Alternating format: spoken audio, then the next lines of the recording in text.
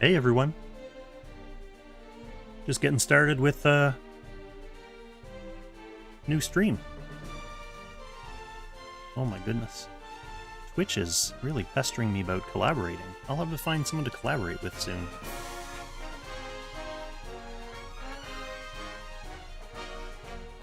Hey Kazemi, welcome to being first. First on YouTube, anyway.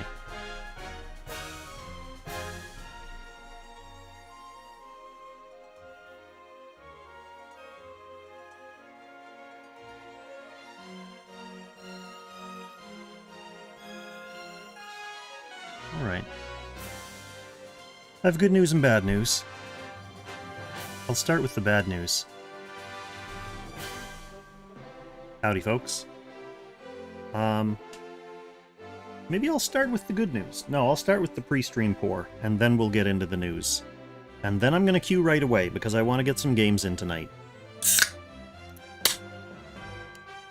I do want to waste some time, but not a whole bunch of time. Hello, Everita on the YouTube side of things. It looks like the Twitch chat overlay is just not even doing YouTube at all now. Before, it was doing YouTube for like the first half an hour, and then YouTube would disappear discreetly. But now Twitch is like, nah, none of that ever. But that's okay. You know I can see you and talk to you. It's like our own private little chat. Okay, I want to talk about two things before I start queuing in. The good news and the bad news. The bad news is I was working on something really funny for this stream for like an hour before I went live. I was working on like a overlay video effect that would play when I was actively queuing, like when it's searching for a match and the time's ticking down. And it was like a increasing tension, like to make it, the longer the queue goes, the like more suspense and nervousness would happen. But I couldn't get it quite working, like the transparency on the video wasn't working perfectly, so I'll keep working on that sometime, maybe during the week. It's hard to do things on the weekends. But anyway, I didn't get that ready in time, so that's the bad news. The good news is, we have the return of the Dobercam. I guess the bad news related to the good news is that there are no current studio Dobermans, but that's certainly possible that will change, because they're about to be eating their second supper. And Applesauce in particular gets really feisty after she eats, so she may be down here with a bunch of toys screaming and barking at me while I'm trying to concentrate. So that will be hilarious.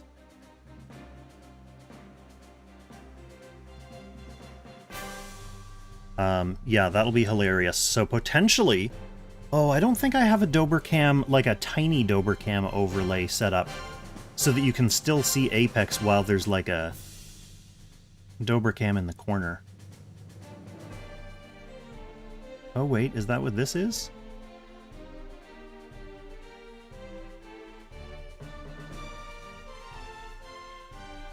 Oh, no, that's my face. Okay, there they are. We'll just toggle that on and off if we want to have Applesauce in the corner instead of me and half the chat. Yeah, replace the chat with the Dobercam entirely. That's a decent point. I could have my face up here, or I could do a little side-by-side. I know the webcam's really tiny up here, but where I have the stream title, I could have also a tiny Dobercam, so they could both be on screen at the same time. Anyways, that's all the mindless busy work news. I did not change anyone in my box, so I don't think I need to... resync anyone. 99% sure I don't.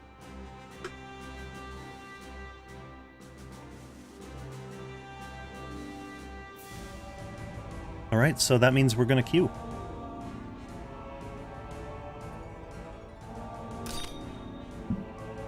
Get a couple games in. Win or lose, the goal is to have fun. The secondary goal is to win.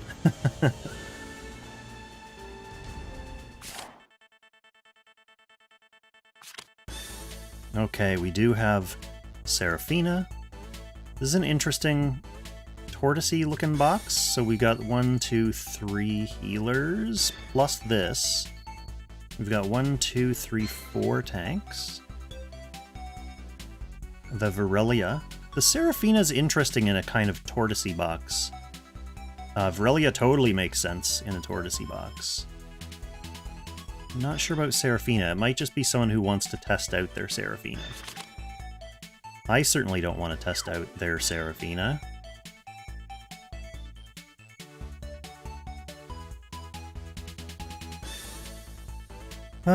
Well, if they're gonna turtle, I probably ban Isolde.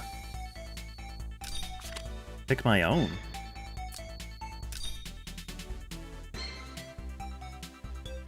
Maybe they were afraid my box was looking rushy, and that's why they banned out the Sovereign. Okay, they're banning my tanks down to a forced Landford pick, which I will take. Happy to take Landford as my tank.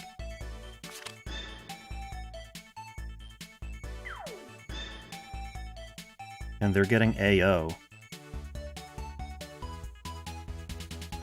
So they have 4 tanks. I could force a tank pick.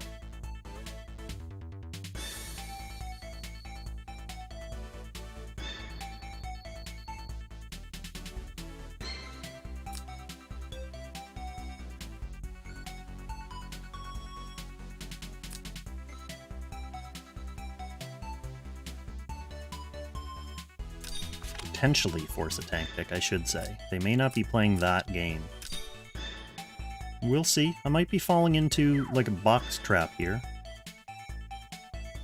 But either way, I do have an Isolde, so he could ban out both my healers now if he wanted to be like that.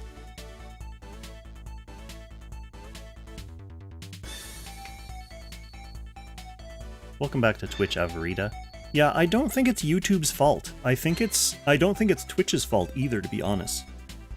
I think it's Streamlabs. Because I have both my accounts, I have my Twitch and my YouTube connected to my Streamlabs, which is what filters all my overlays onto the screen. And obviously it works somehow, because the YouTube chat was appearing for a while. Oh, I see what you mean. You're talking about your client end. Yeah, okay, that makes more sense then. And yeah, that kind of sucks. So you can't... Oh, right, because you'd have to be chatting on your YouTube screen. Yeah, that makes sense.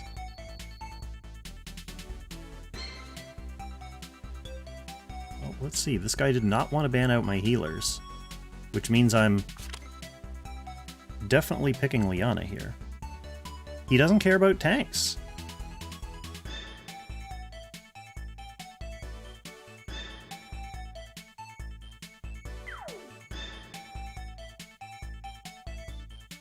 Well, I don't care about banning the rest of the tanks now since I have Isolde already, so I should leave it and ban out some of the...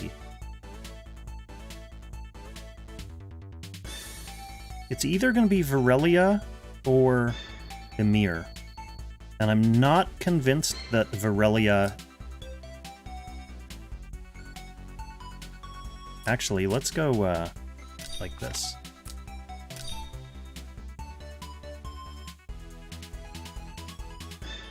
I'm not convinced that most people have their Virelias or their Seraphinas built.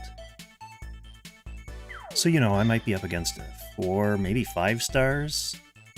But this way, it puts a little pressure on them. If I had left Celica, then they could have picked a tank here, and I would not have been able to ban out their healers. But this way, if they pick a tank, I can ban out their healers, or vice versa.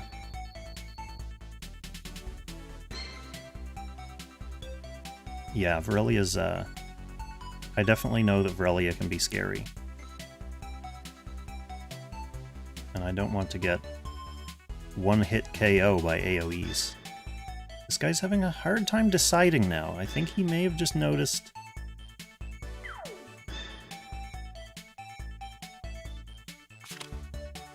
Okay, so he does pick a tank, so he's going to be healerless.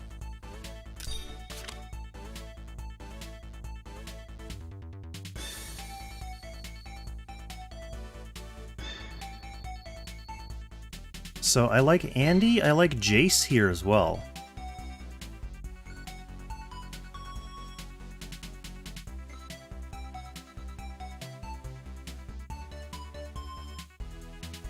They don't have a, they don't have stacks from their Rosen, so Maiya could also be dangerous.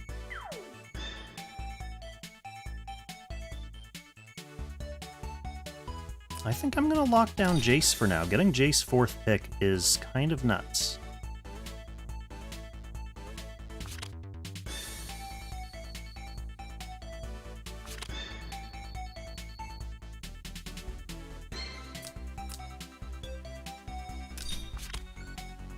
Now, Maiya.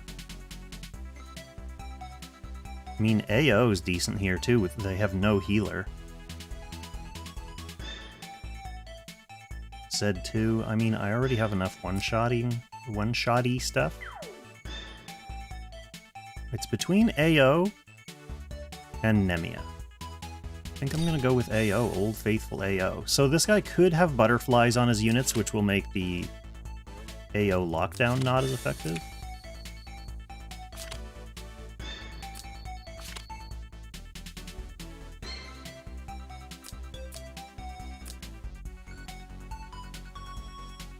Yeah, we got a picked Seraphina.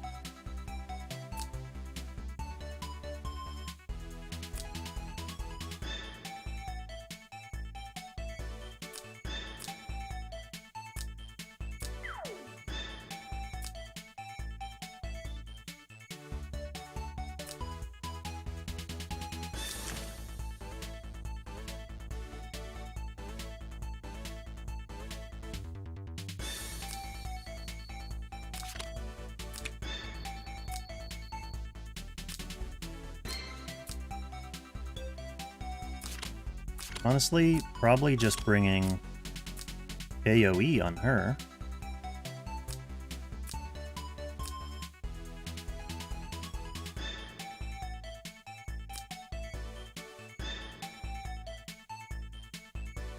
There's no reason for me to hide back.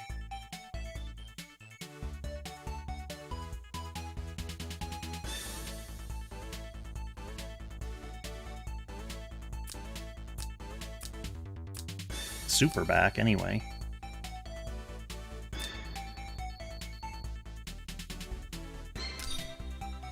Well, let's see what we're up against here. Seraphina could be dangerous. I mean, I don't have tons of fixed immunity.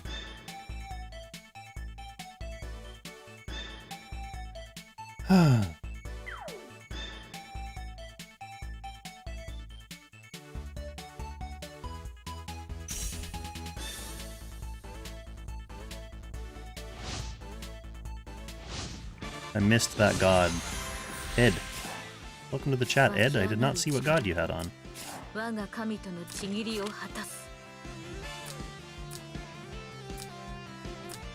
No butterfly.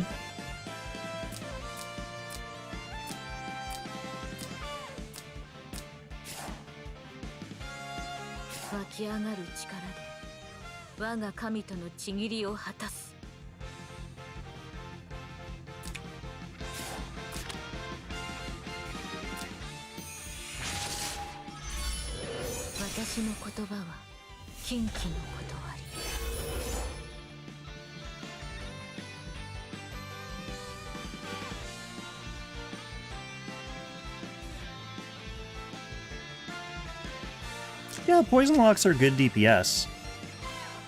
Most of the reason people won't take them is if they're up against like a debuff immune team, but I don't really have tons of debuff immunity. I have some debuff removal.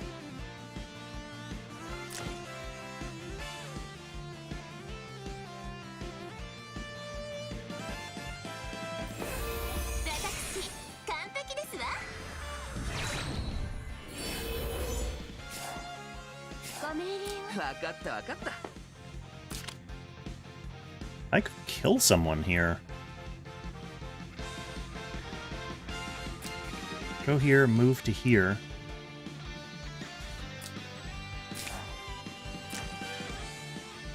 I could kill the Seraphina or one life off the AO.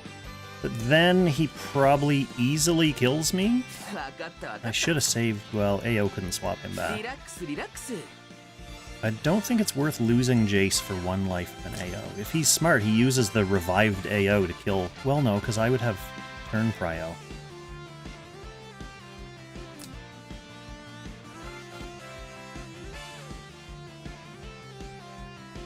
I don't know what's more threatening. I doubt this is threatening.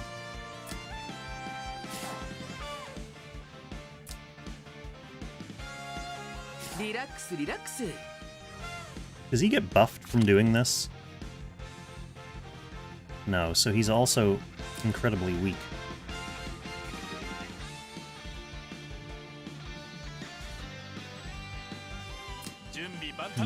I think I'll just bide my time and play normal.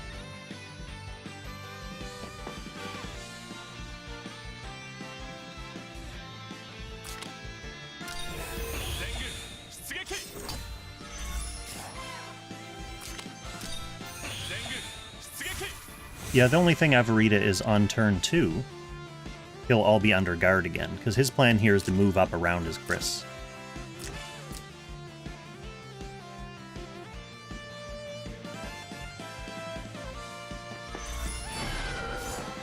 A breeze on the Seraphina. She has a 4-block line AoE.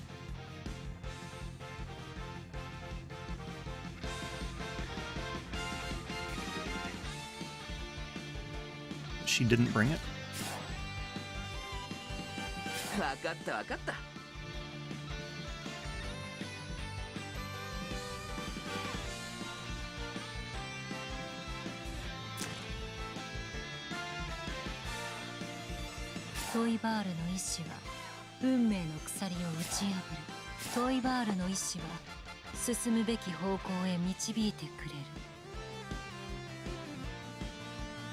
It's still tempting. I'm not gonna lie, it's still tempting me.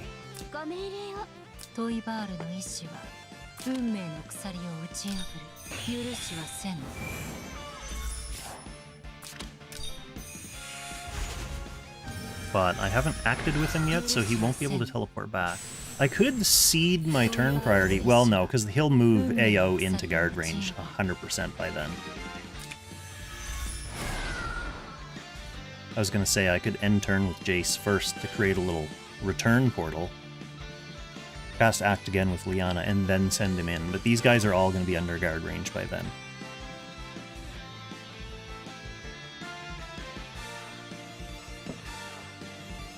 Oh well. We'll play the normal way. When Jace can teleport in later on, he'll have guard ignore as well, so...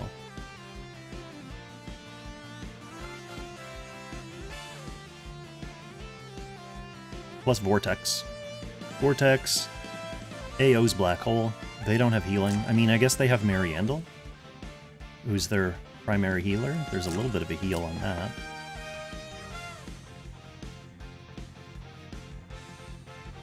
Hey Mob, welcome to the chat. Good to see you on Twitch.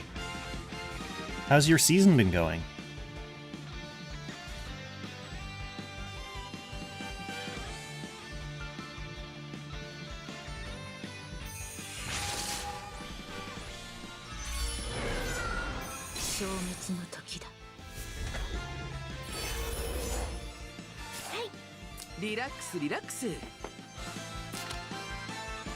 I mean, he can still go, and he can guard ignore because he'll be within 2 spots of her, right? The guard ignore aura is also around him? Or is it only the terrain?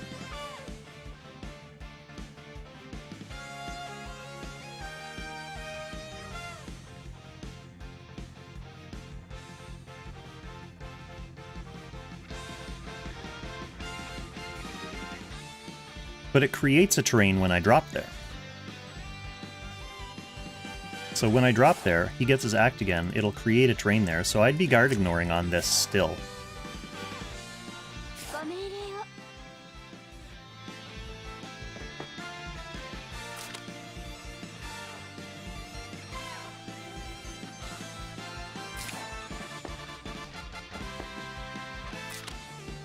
Let's just give him a little buff, just in case I decide to go in against that AO.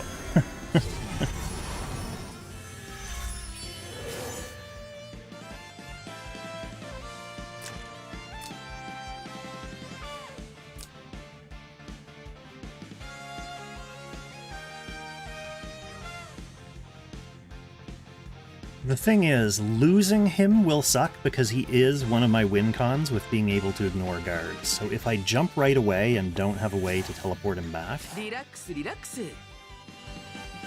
that's sad. Eshin will 100% kill him. Actually, will she even reach? Because she has AO chains. I don't know if she'll reach.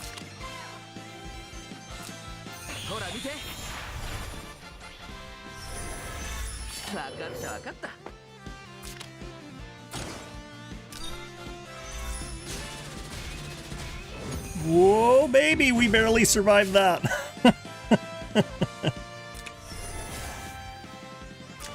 So that AO will come back at the start of next turn. Oh, she could act again someone. Yeah, she could act again someone.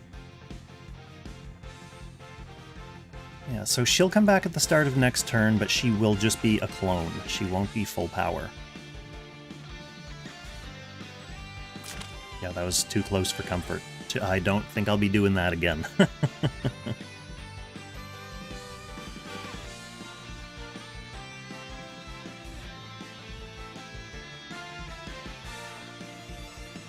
The thing is, if he does act against someone to come get Jace like this, he has to leave her out of guard range. Oh, maybe not this. If he can kill Jace with an AoE, he can come up front and use an AoE to kill the Jace. Or just long range. She attacks. Yeah, that's fine.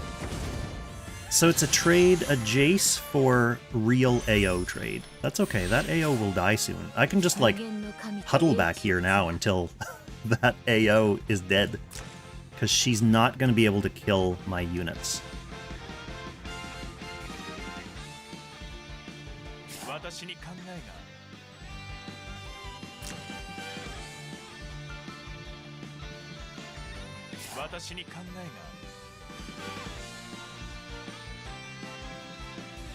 In fact, I'm gonna retreat. Make him come to me. Make him uncomfortable.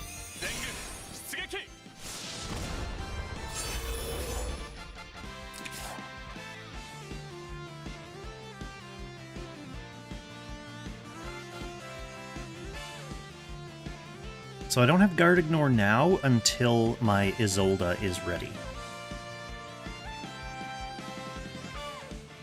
Which I'm going to be patient with. I'm not going to rush it with the Liana Act again. I don't like the idea of seeding turn priority quite yet, just for stacks.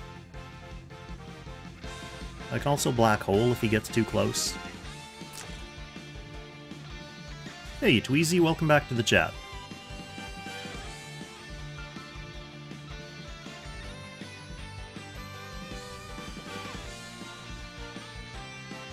We got some more Christie gaming here for you.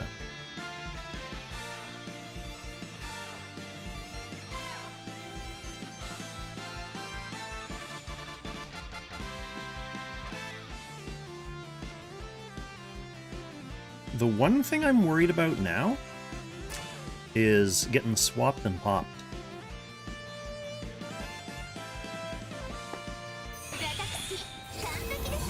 Because I don't have a lot of displace immunity among what I've currently picked, you know?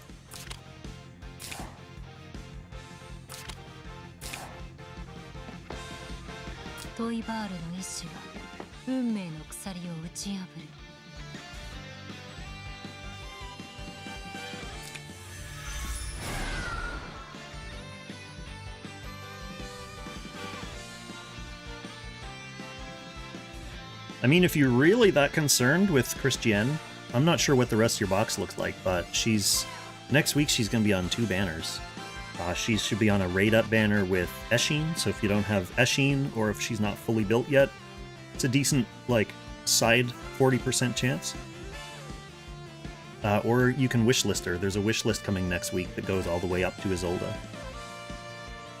So you could pick her there along with another character that you don't mind getting.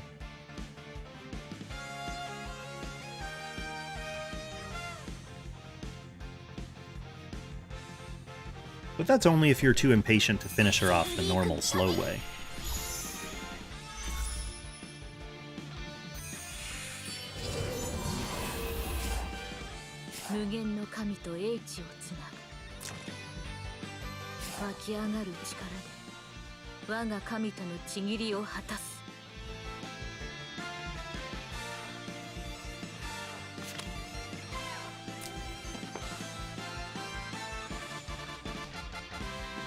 How long does that last? Still another 2 turns.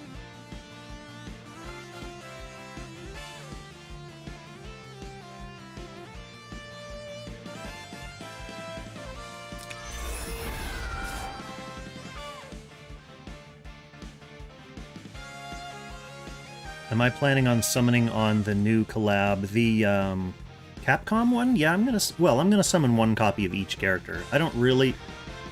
it doesn't really matter what the banner is. I don't typically summon for multiple copies. That's something for whales to do. I don't usually have that many spare hard-earned vouchers and crystals to keep going on a banner after I already get the characters. I'm perfectly happy to use Gates of Fate to get people up if I need them.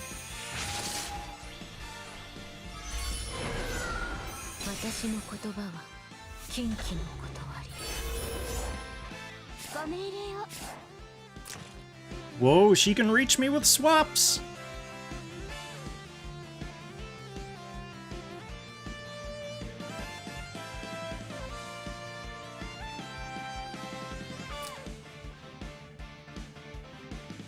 The swap is like her normal this red line range. So I can get 1 person out of swap range next turn. If I act again, I still have turn priority. He can run back to here.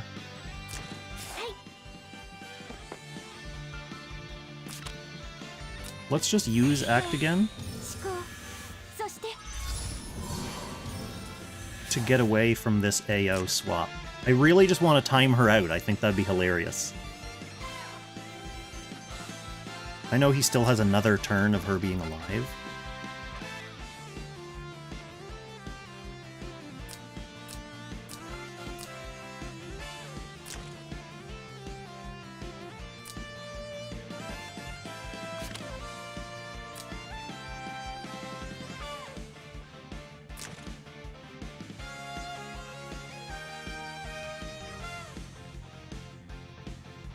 But he can't rechain me for 2 turns.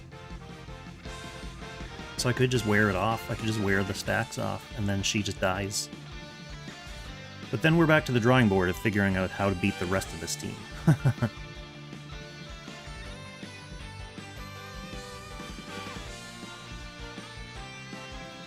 Well, if I... yeah.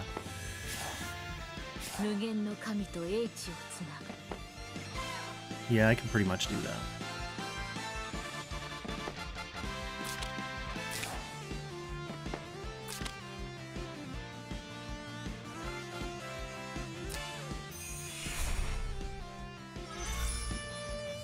Actually, no, I can't. I'll use turn priority. I was going to swap with her anyway, because it's going to burn the stack off. So he still has Seraphina, who can't really do anything. At the start of next turn, I just move Lanford up. And in fact... Actually, no, that's a waste, because she's going to be dead. I want to put this on people that I can pull.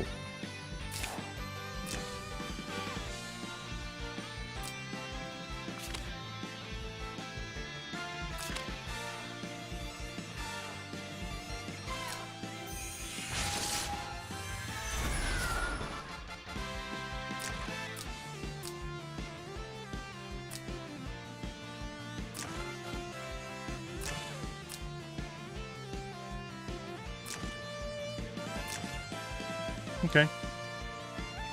This is annoying gaming.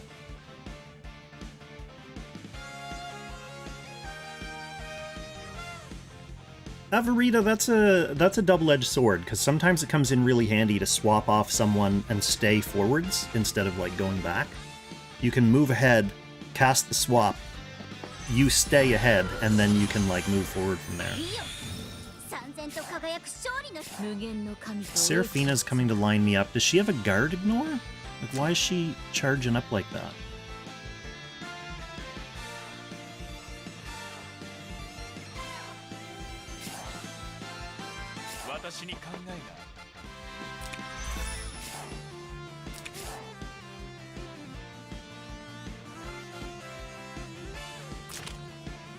Yeah, I mean, I don't think she's gonna kill Lanford.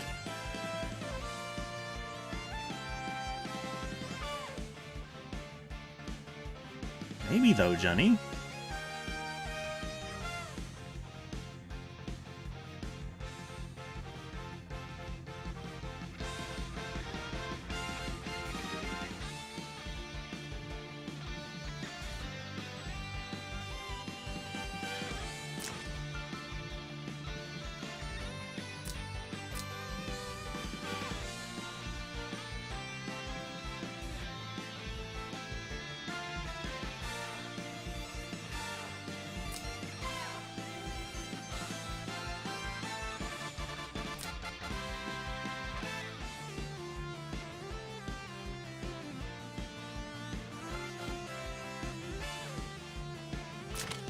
It's only her skills that attack 2 range, right? Yeah, so if I attack into her... Alright, let's see what's gonna happen. Let's see what's gonna happen. We're getting a Seraphina action. This should be on Lanford. She doesn't stun or anything. Is she gonna kill Lanford? That'd be... Yeah, she is! Wow! That's a lot of fixed damage. Does she walk through and do more fixed damage now after this? No, it's just stacks. Well, well, well!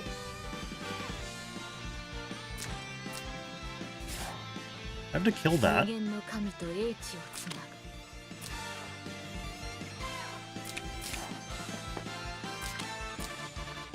Because otherwise the AO clone can swap to it. And get a kill. And come back from the dead. Which we don't want.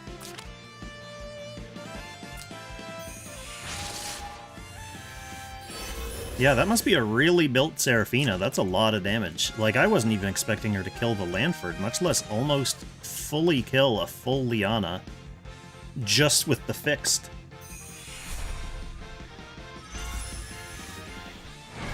Oh, she's gonna reach anyway. She'll reach with AoE. Damn, so she's gonna be back. What's that plan out the window?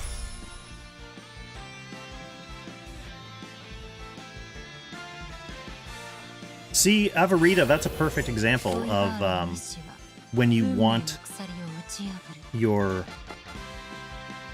swap immunity.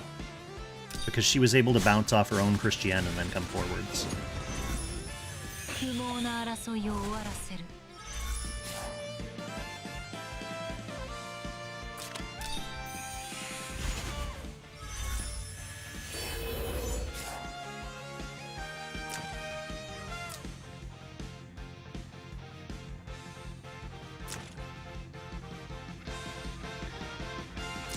Is Isolde gonna solo this team? I highly doubt it, because she's about to get Mariandled.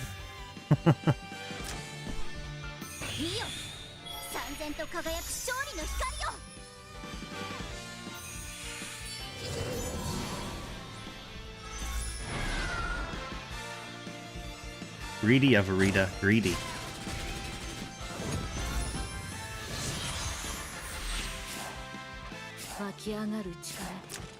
Can she reach me with bullshit? Like, can she act again to reach me? Or can I run back? Do I need to run back? Can I just kill it? She has a revive.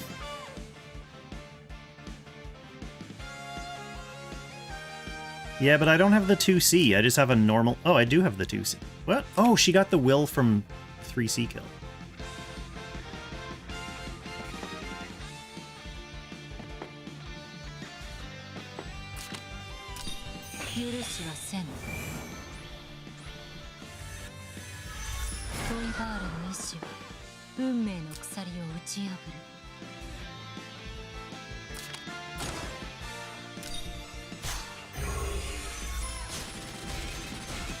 Ooh, baby!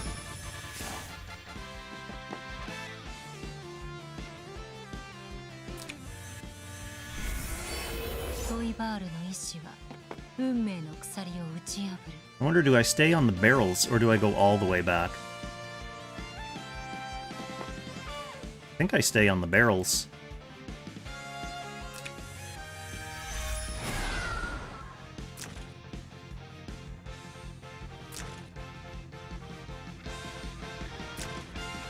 Yeah, she has her AA. It'll also burn off the stack. Yeah, she could hit me.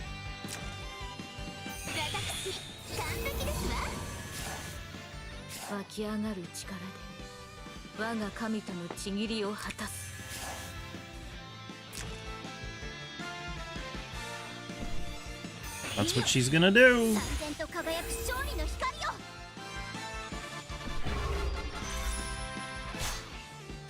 How do I kill this Eshin now?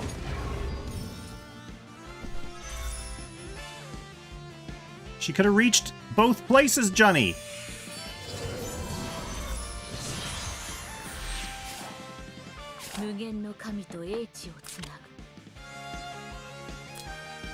Get debuffed.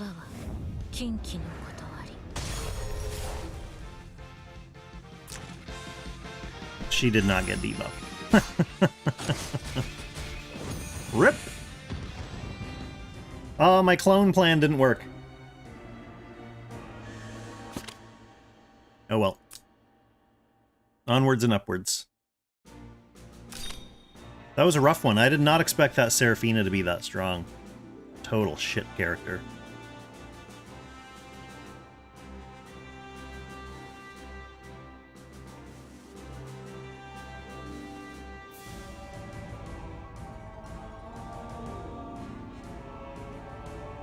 I wonder if I could have hit the Eshin twice instead of killing Mariandel.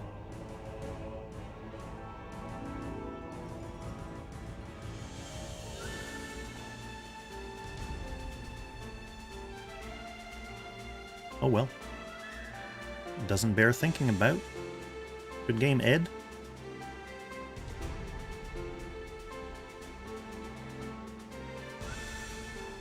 Alright, let's see what we got. Player 2 this time. Oh good, against the kind of team you love to be player 2 against. Polyol, Lena. This thing.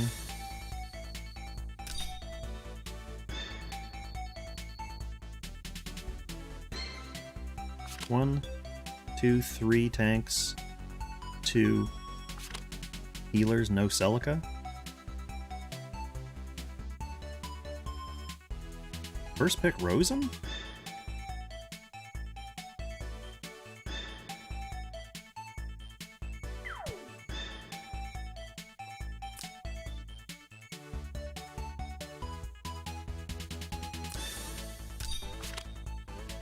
Why don't we Isolde again?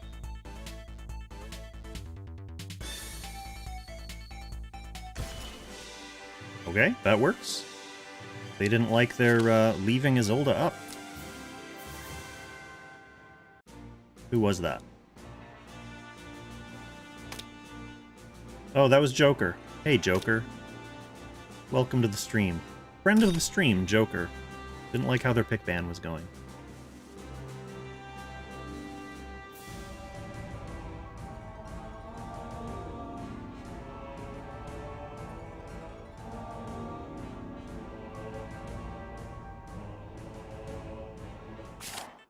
Alright, let's start again. I'm still down 2 points, so that doesn't totally erase what happened in Game 1. Okay, this is more of a straight meta box.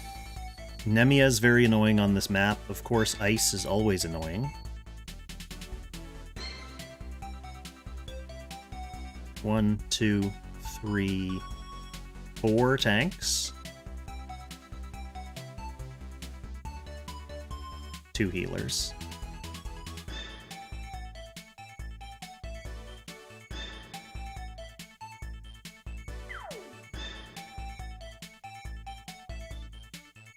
Grandia, thanks for the follow.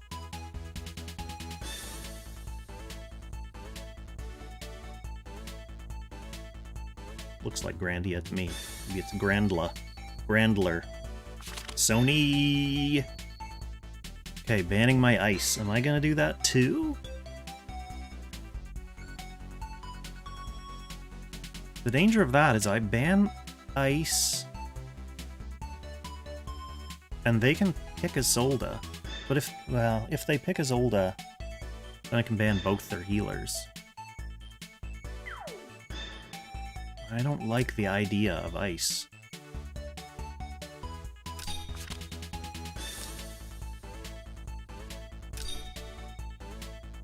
Celica's really good. I wish mine was higher stars.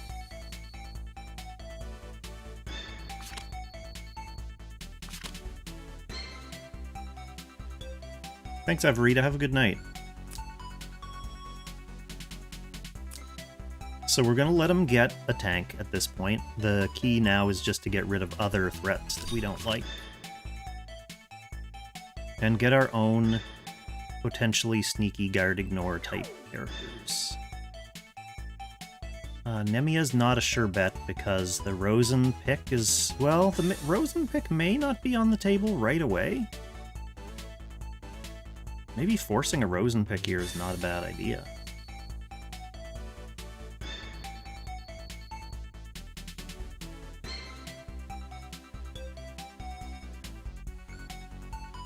Because then they just have two healers, a tank.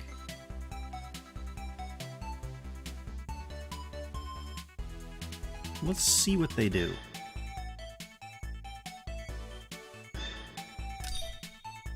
Let's see what they do. I don't think this is necessarily the best. Nemia's pretty good, though.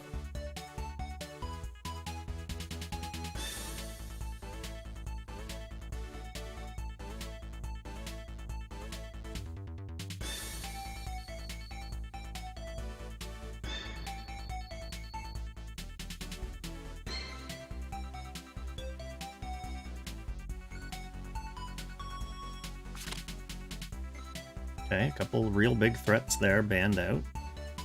My last guard ignore. I would be picking either Eshin or Z2 next. Oh, he does go with the double healers.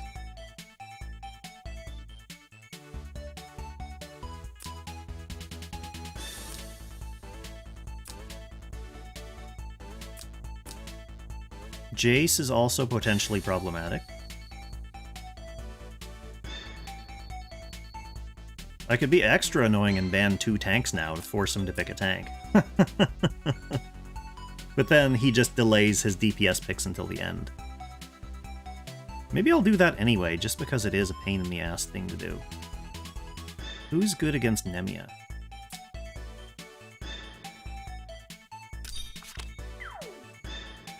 Okay, so I can get my Eshin.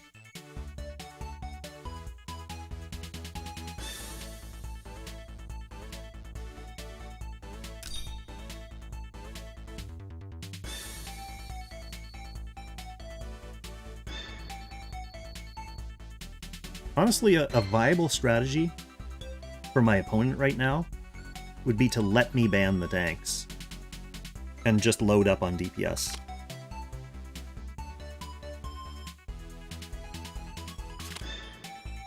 Does pick a tank.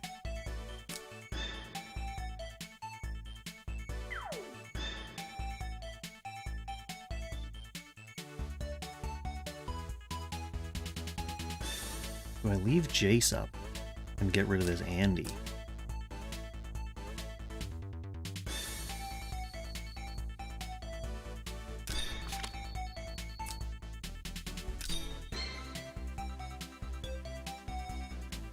I mean, he still has lots of scary potential picks left.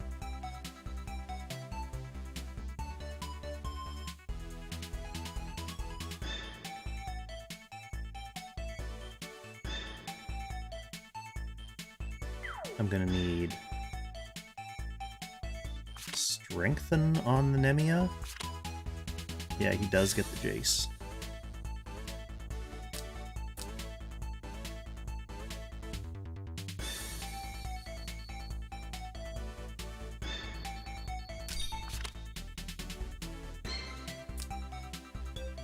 Let him have the Grenshiel. I bring 2 tanks, so Grenshiel's shield is slightly less threatening.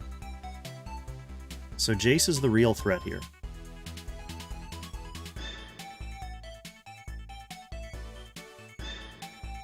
My Nemia is largely going to be dead due to the Rosenseal stacks.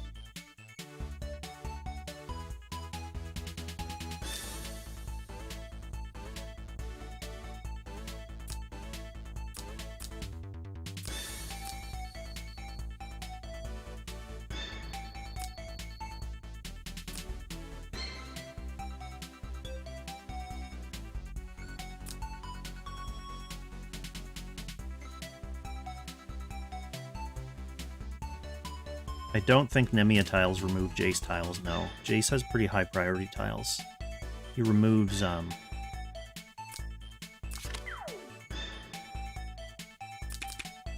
he removes Annie portals.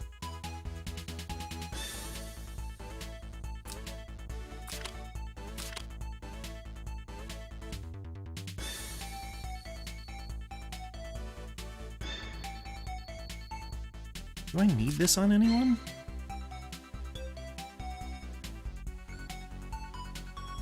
Well, we'll keep it just in case. Worst case scenario, we just cast it off.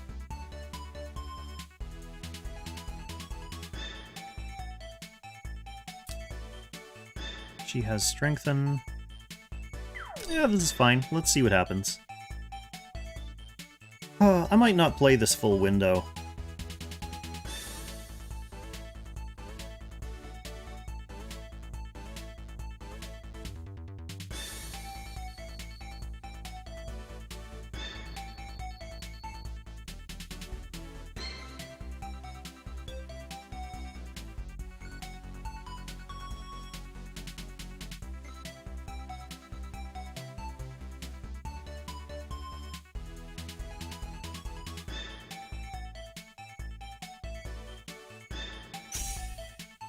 Time. That makes sense. That's going to make it more difficult for Nemia to one-shot their tank. Waltz. I've played Waltz many seasons ago.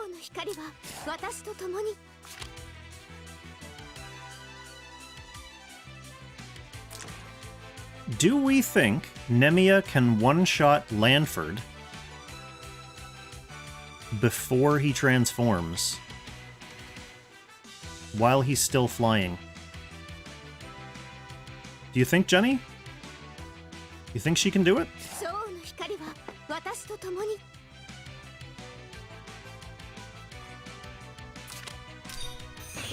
Well, let's just find out for science. Yeah, I'm on tier.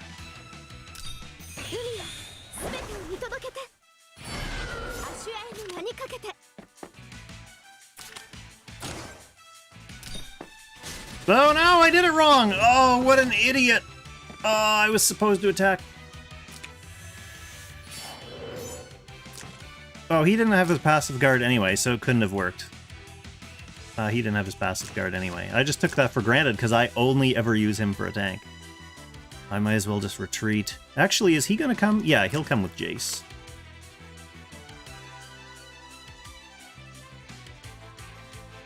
Actually, that's good to see, because the other question I had for myself was if I can one-shot Tyrantel. Maybe if I didn't have Lanford Aura there. But Guardian Infantry were the correct troop choice for him to bring as a tank. You don't want to be double flyer on your Tyrant. Jace still can't... I was going to say, without teleporting first he can't. Now he can. Get me! Get my Nemia, I don't need her anyway. I've got everything I need.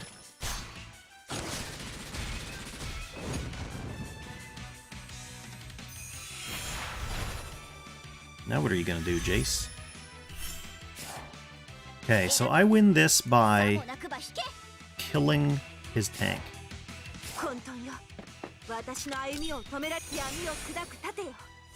Through 2 healers.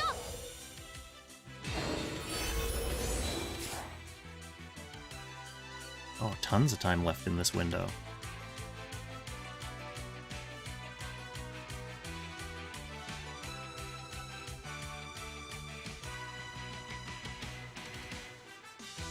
Not really, though.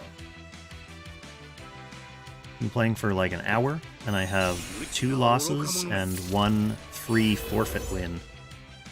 Doesn't feel good. That's why I don't think I'm going to play the rest of this window if this keeps up, to be honest. I always go up and down, like I never get on a streak, so I'll get like a win, a loss, and a win, and a loss. And usually that's on Saturday, and Sundays are always big losing streaks. Sundays are cursed.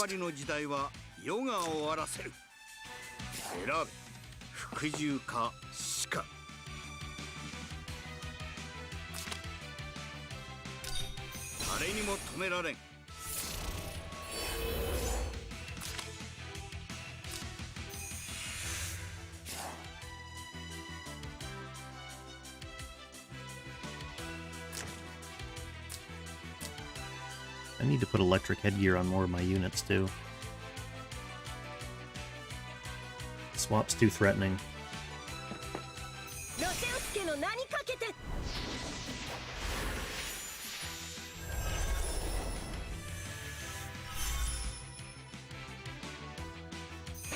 Yeah, Bob Domaniac, you can't put Lanford in water if he has,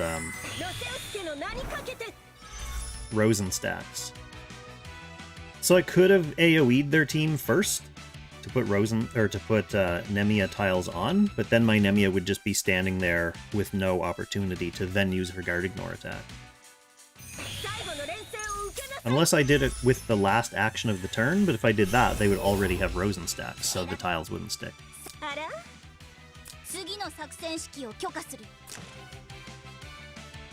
have to get Vortexed.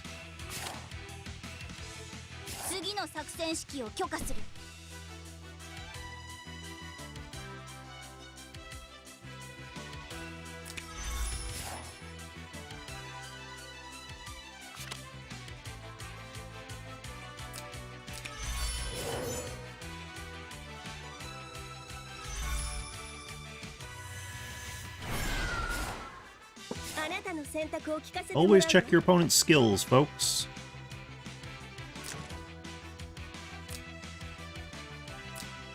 None of these can even proc her shit.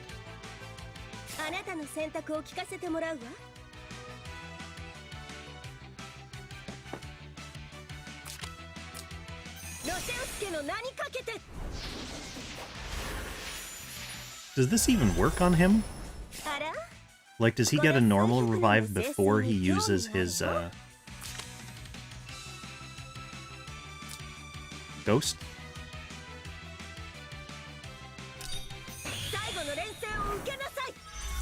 Hope so, otherwise that was a waste. The only other person I could really use her 3C on is her. Turn her into a DPS. Because she's gonna need to chip in.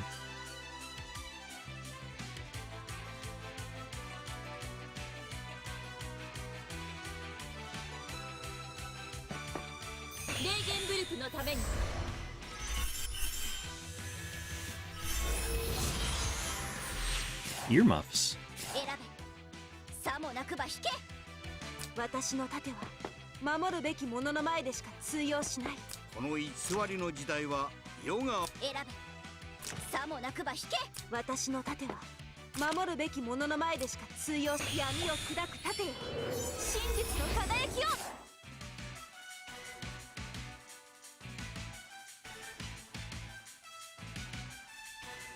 Hey Alverny, welcome to the chat.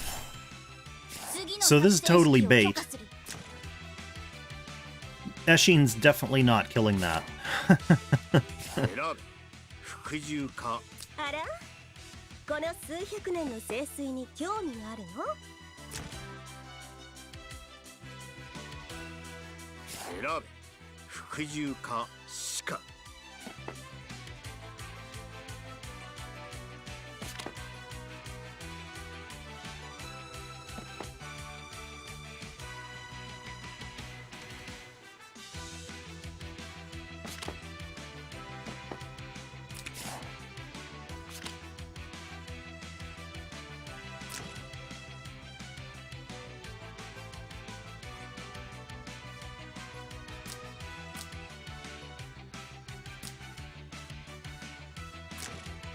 Oh, he can reach with Shiv.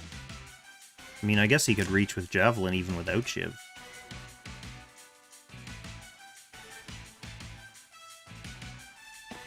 Oh, he's not gonna do it. Maybe he goes for Celica.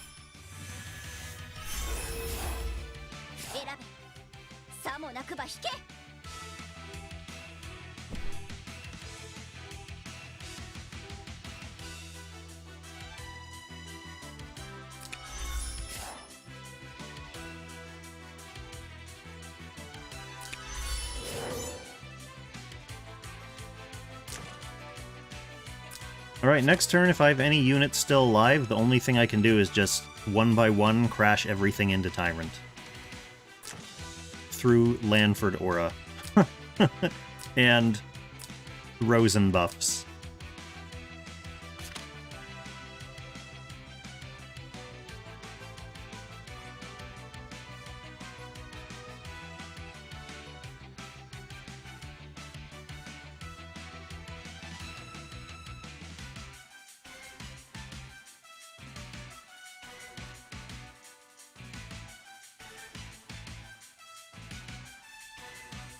Oh, Wells.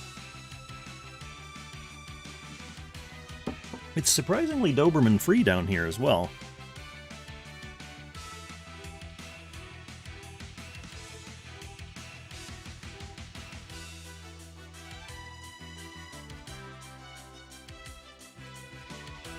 Maybe I'll do... No, it's Sunday. I was gonna say, Sunday joint battles take so long. Inordinately long. Remember when we had the gold update, when they basically doubled the gold output of all the different modes? Except for some reason they left joint battles alone. So Sunday joint battles give you the same amount of gold as a simple goblin sweep.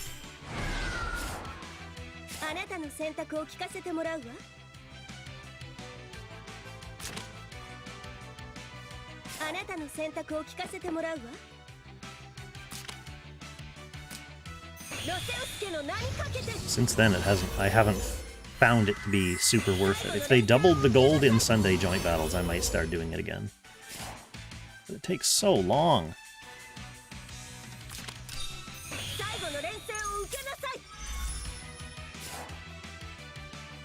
Considering every other day of the week the joint battles are one turnable.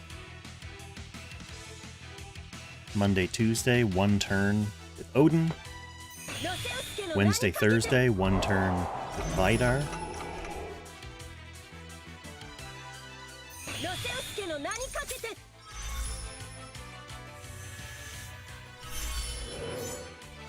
Friday, Saturday, one turn with Ice Melda and Loki.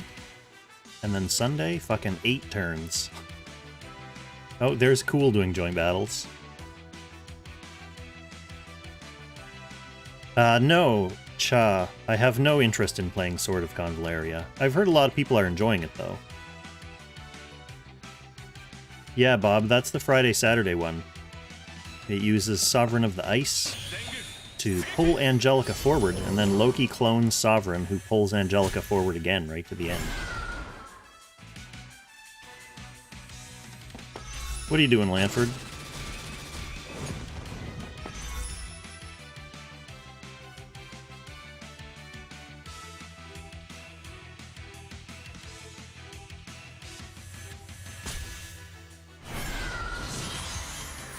Okay.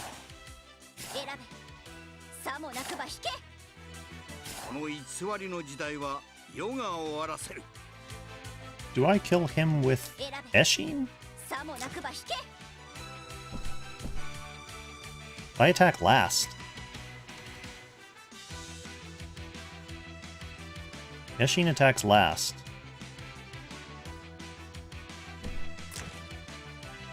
Does that debuff just honor forever? Oh no, it'll wear off when I act again.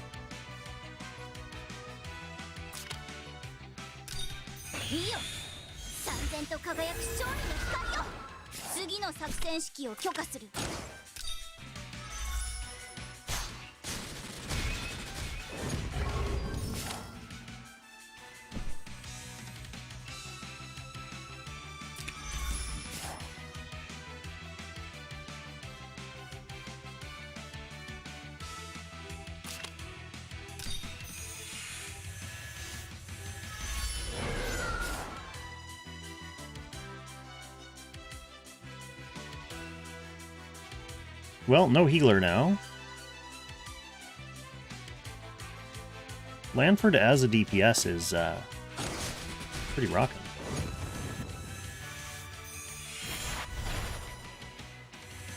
See, why did he guard ignore? The aura is not just around his tiles, it must be around his body.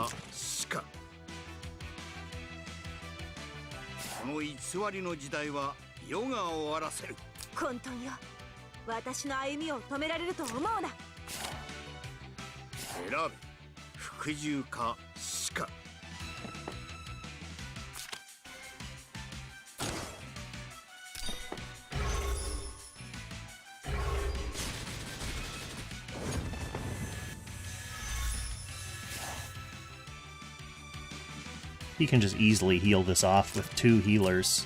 2 big healers.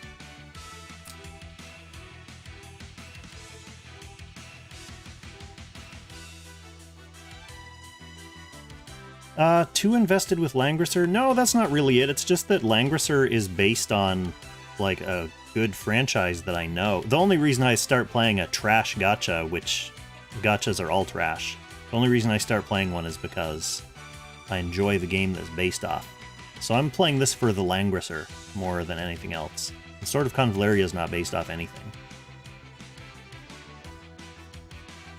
If they had been able to realize their vision of making it a standalone, like a proper tactical RPG, then I might have considered it. The problem is there's so many good tactical RPGs that are actually like proper tactical RPGs out there. Tactics Ogre style games. Ah, we didn't quite get him! Oh, Lightbringer. Why? That would have been gorgeous.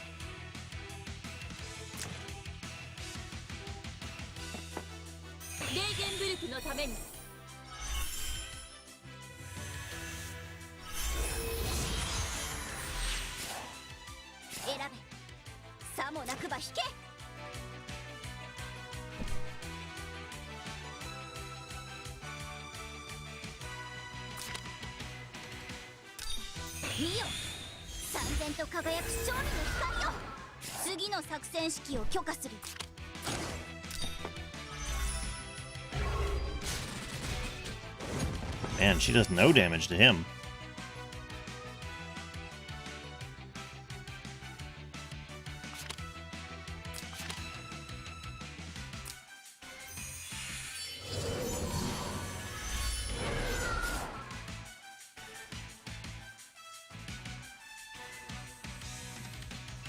Yeah, I don't like that they tacked a gacha onto that game. It just seems like, I know this wasn't their original intention, but it seems like they definitely spend a lot of effort marketing it as it has its own like side story that's offline and you don't have to do the gacha thing, and then they sneak the gacha in for people. They know that's going to be like their source of revenue, so.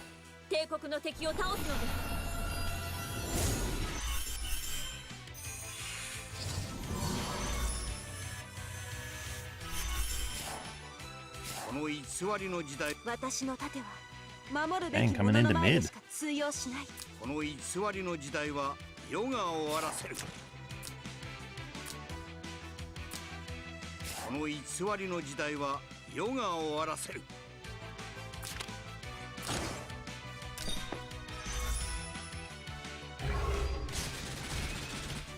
Oh, come on! 500 HP, what's wrong with my units?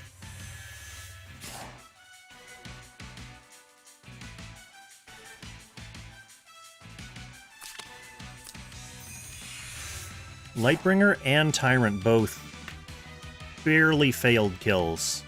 It would have been really nice. I guess I have bad rolls? Bad enchants? I have... So, similar to Kong luck with summoning, I also have that luck with enchants. I see other people who have like 35% attack rolls on their characters. I have like maybe 1 or 2 characters, and bear in mind I've been playing and rolling enchants since day 1 in this game. And in all that time I've managed to roll like 2 max attack stat rolls. Or kits for characters. So yeah, my enchants aren't great, maybe that's part of the problem.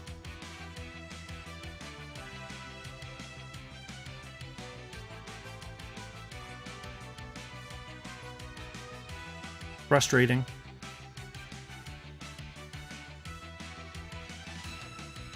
Oh well, I'm getting the game I wanted anyway. I baited him to picking 2 healers, and now I'm reaping what I've sown by playing against a team with 2 healers.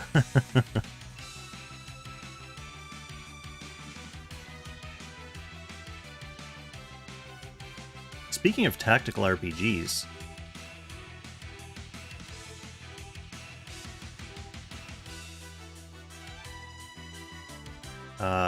next time I'm in the market to play like a real one, not a mobile game, but like a full-fledged one, I have my eye on those Front Mission remakes. The Front Mission First remake and then Front Mission 2 remake. I played through Front Mission 3 a couple times and loved it, but this was back in the day. And the remakes of 1 and 2 look really good, and they're available on PS5, so I could stream them too. Go back to the roots. See how Front Mission looks from back in the day. But yeah, they're on my list. They're on my list. I still haven't finished Triangle Strategy. I kind of got a little stale. But Tactics Ogre Rebirth was awesome.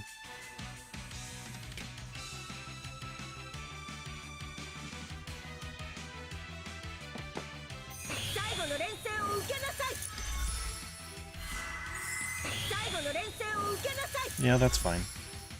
I mean, ultimately, what's going to happen here is we're going to be clustered up in the middle, and his Jace is just going to either Vortex me or Guard Ignore my Eshin down.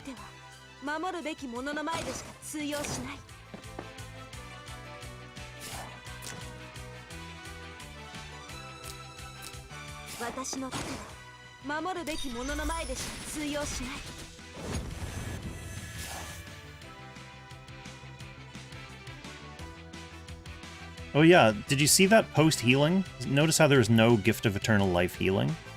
That's because I put her on a full int Nightbloom in an effort to increase her attack power even more, and she still missed that kill. I guess maybe a normal Lightbringer wouldn't get that kill, but the whole point of my Lightbringer is to be able to get kills. Alright, Jace, so you probably... Yeah, okay, Vortex, that works as well. Now you can just Guard Ignore whoever you want next turn, so that's always a pleasure.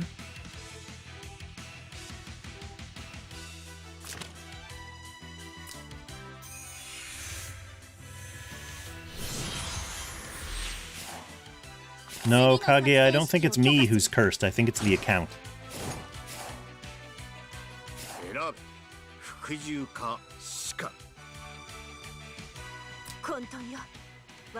Great, this is a turn where I have to put up all my guard skills again. If I take the Rosen life, he just gets her in guard range, so that does nothing for me.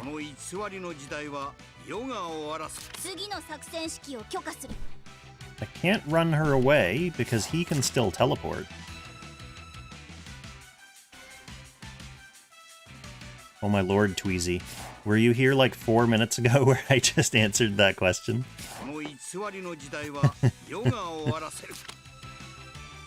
No, I don't have any interest in Sword of Candelaria. No offense to the people who are playing it and enjoying it. You know, my motto is always, if people are getting entertainment pleasures out of something, then power to ya.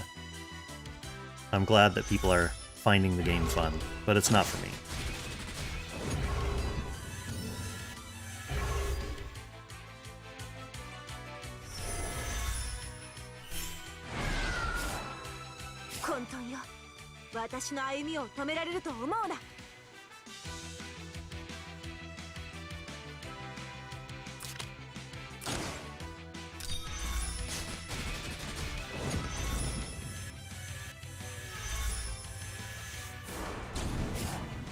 That's fine. That's a fine teleport. Is there any point in doing that, though? The teleport's kind of funny, because if he wants to guard her now, he has to bring... Well, I guess he can put Tyrant way up here. That would guard his team.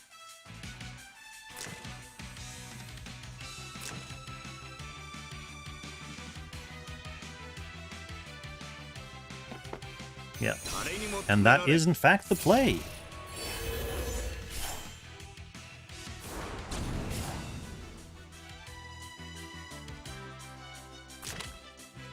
So, with my turn priority, I still have a full health, fully juiced up Tyrant to deal with, and I don't have any good tools to do that.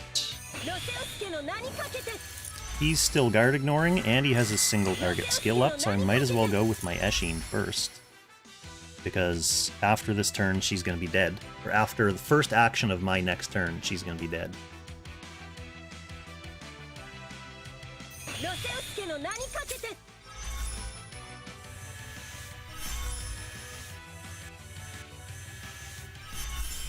Yeah, Tweezy, go when the VOD comes out, go back to like 5 minutes before you ask that question, and just like scan through until you see Cha asking for a fuller treatment of why I'm not playing Sword of Convalaria.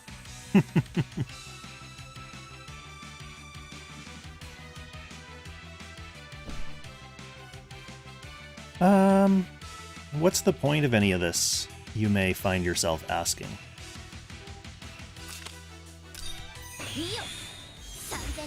Yeah, fair enough. I mean, I don't certainly expect people to have like full attention on my stream at all times. Go enjoy your life. Okay, doesn't even need to guard ignore. Eshin does herself in. Should ban Jace. What did I leave him up for? Oh, I left him up because I was... No. I banned Zerida and Andy.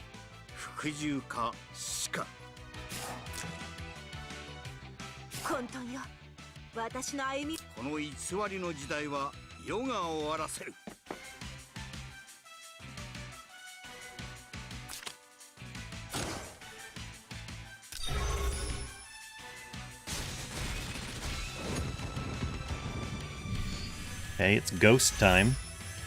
Who does he ghost? I mean, he gotta ghost one of his healers.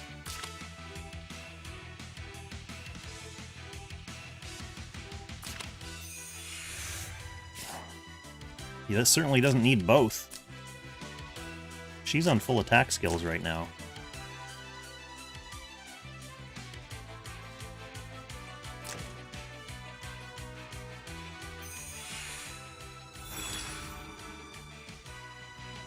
He's back!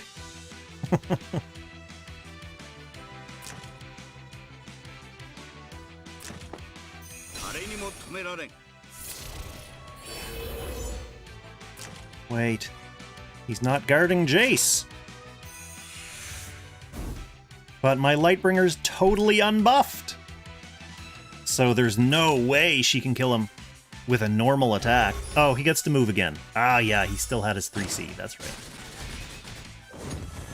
Okay, it looks like my Tyrant's gonna be turning into a ghost soon.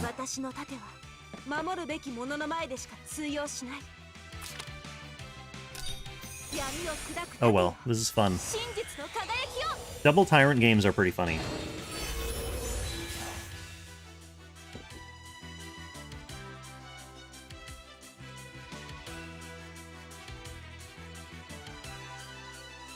Does anyone in the chat know Waltz? Like, is he in someone's guild? I know he's a long-term player, like, early days player.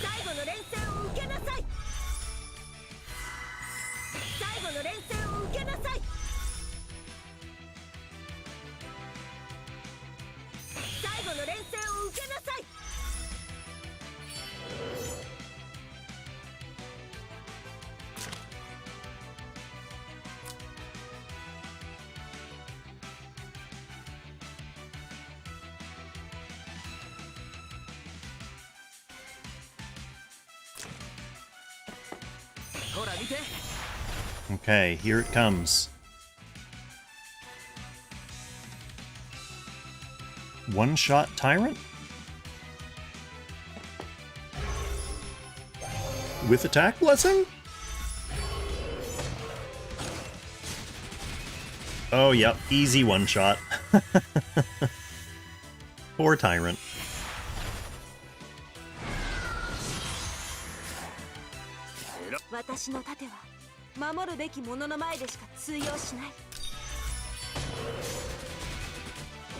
No hope on that one. Okay, finish Tyrant off here. Then I'll be a Ghost. And I kind of feel like a Ghost, like a revamped Tyrant, is not as good as my Lightbringer. I should probably just keep Lightbringer.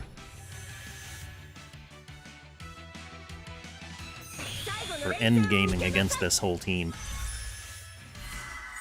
Oh, their new Tyrant has a revive now, too. And he's full health.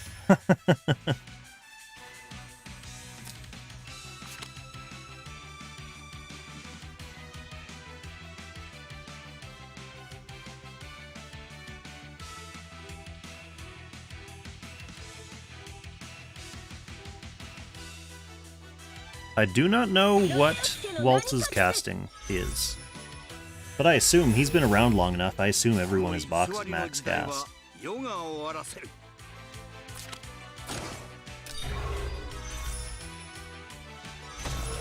So I get counter killed here? No, not quite.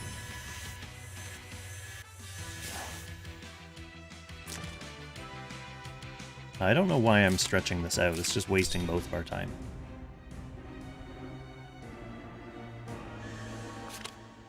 Alright, back down again. 2 losses in a row. Much like last Sunday, although last Sunday I had 5 losses in a row. So we still have a way to go before we reach those dizzying heights. Ideally, stop playing like crap will help.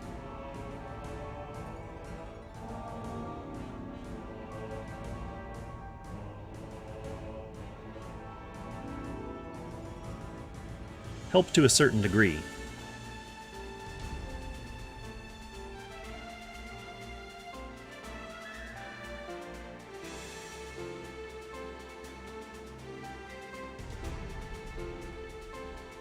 Can't see the battery levels on the Dober cam. But it's still kicking. Here's proof. You'll note the distressing lack of Dobermans. Yes, they're not here.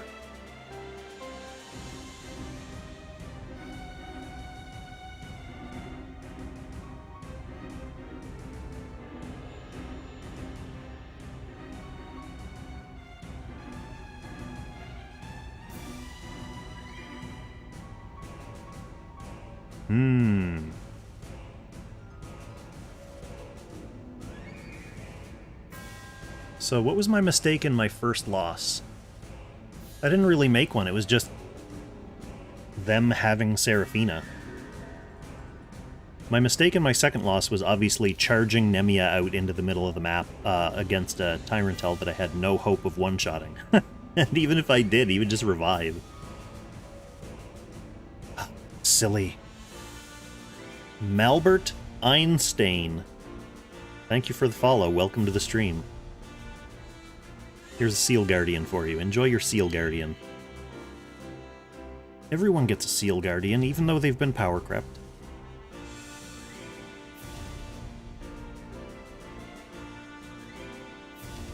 I'm not sure why there's a 2+ minute queue for 1700.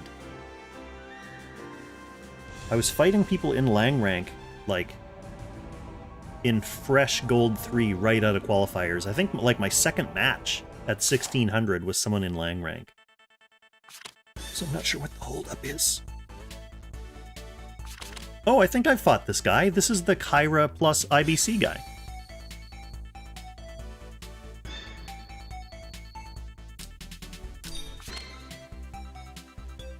Should I just try to counter ice this?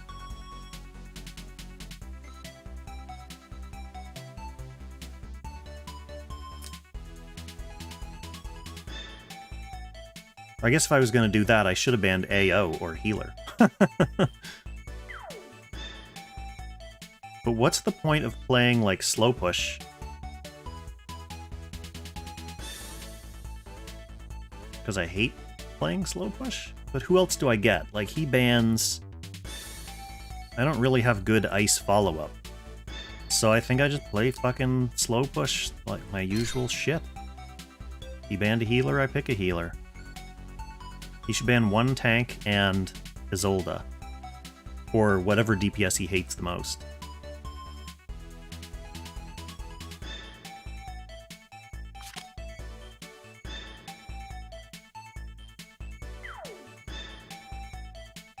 Eshin's good on this map. Jace's not great on this map.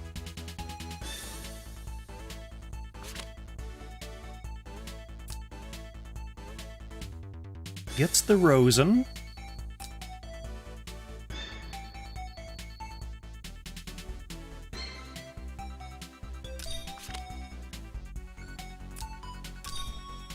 Yeah, Norton, see, I took a different strategy this season. My plan in previous seasons was to play my full myth box and play like 80 games and lose most of them at the start of the season, and then I had to climb to Lang or climb to playoffs at the very end of the season.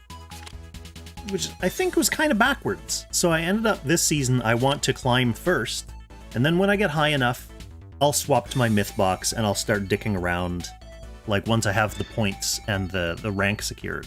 It'll be more scrolls for me that way, right? This Kyra fucked me up last time.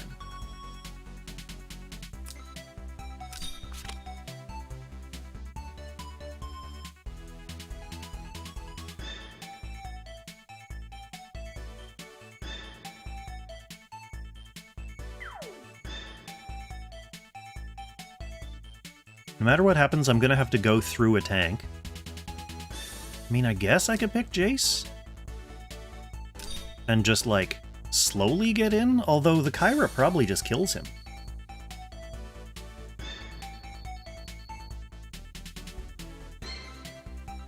I've played this player before, and they beat me. Hey, Ozma, I have lost 2 games. This always happens on Sundays. Like, I'll go up and down on Saturday, and then on Sunday, I lose, like, 5 games in a row. Yeah, it's the Kyra guy again. Fucking Kyra guy.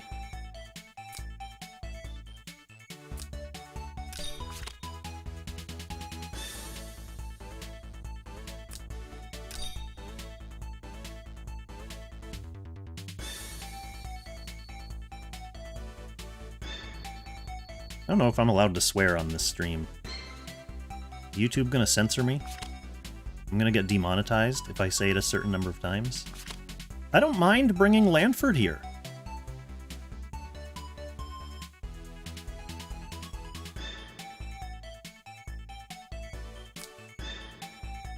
I really don't like the idea of giving Jace. But who do I leave up? Like, Kyra with Act Again is really threatening. And their whole team with Celica is really threatening. Oh, I really don't want him to have Jace.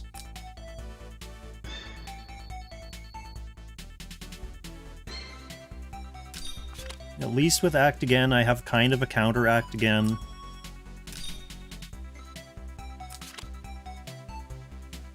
With 2 tanks, I can also make Landius a guard ignore, keep him as a flyer.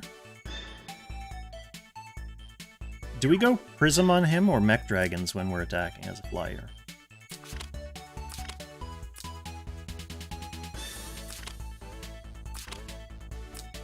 Oh, he'll need to have someone nearby, because there has to be mixed class nearby.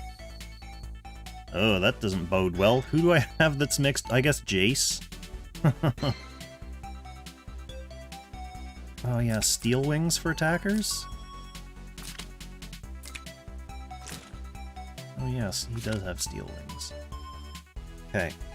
He definitely wants his 3C.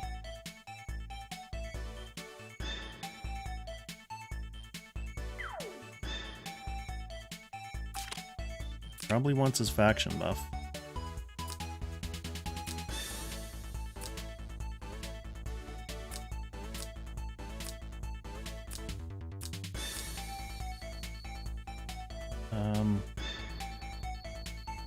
That's okay.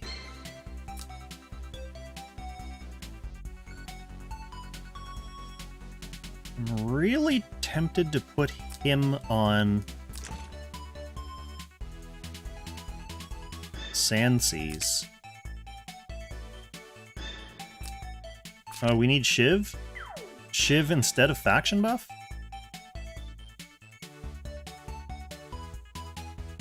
TP on Jace. Oh, I see what you're saying. No, I'm gonna play it a little bit more slow than that. I think this is fine.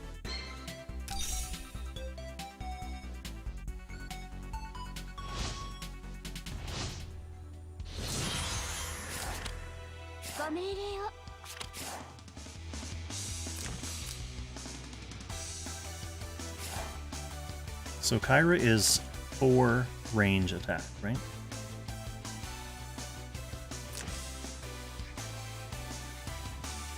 Yeah. So she gets extra range +1 from skill. She only has the 1 3C.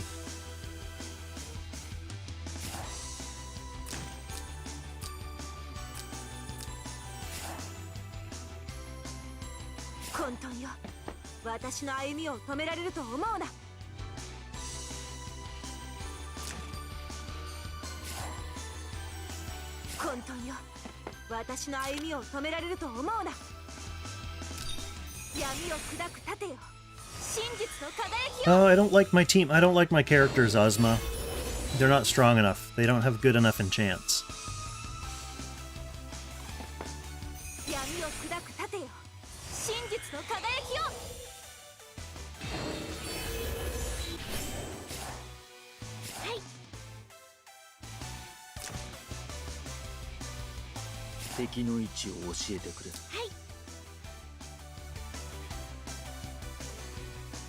Could get her in position and then act again to kill whoever he wants this turn. Like right now. And the only thing I could do about it is stay back, way back. Which is in itself super annoying. I don't want to do it.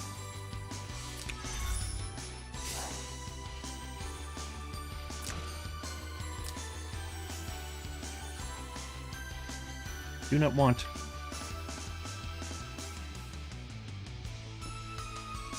When I realized who this was, I should have first banned the Kyra.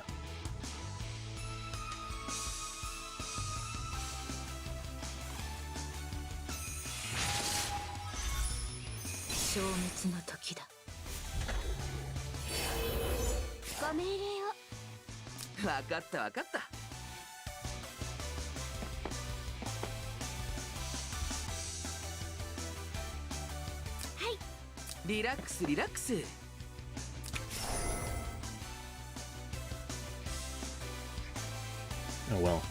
I'll be happier with my team when I switch back to full myth. Then at least I'll have a reason to be losing these games. She only needs 1 skill to kill one of my entire teammates.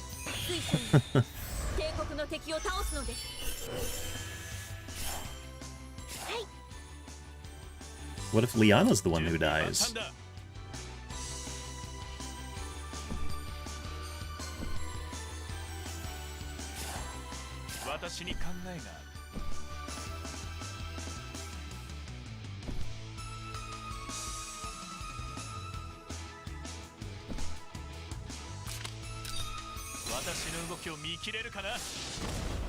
I don't see Jace carrying too much of a torch on this map.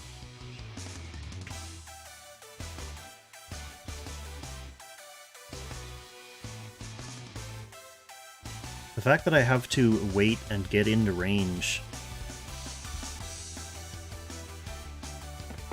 Okay, he is going to come right away. Oh, easy kill too, man. That wasn't even buffed, was it? Like, that was no miracle, no anything extra.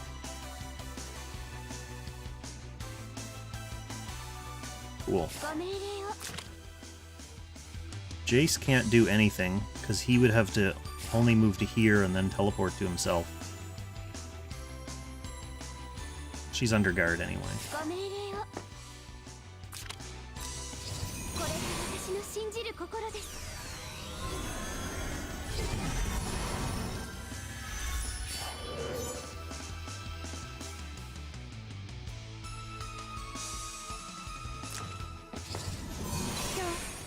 思考、そして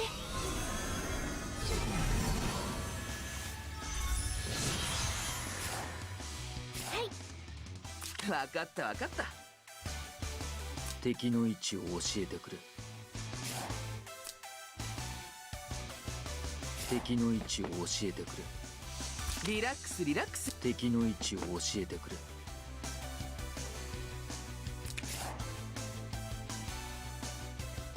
Funneling into the mouth of doom.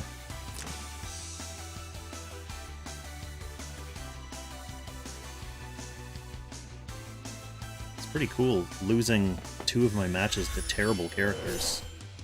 ご命令を。分かった分かった。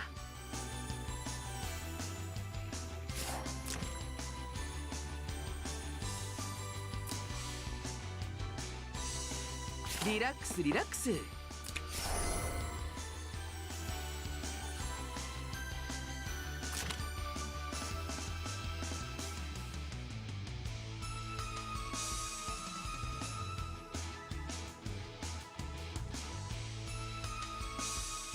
Gustav would be dead.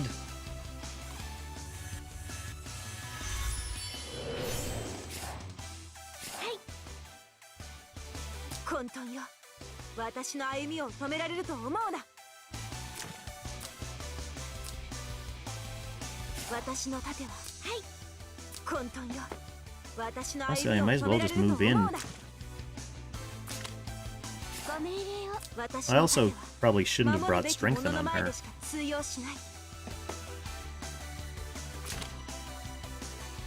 混沌よ、 You can't kill Jace this turn.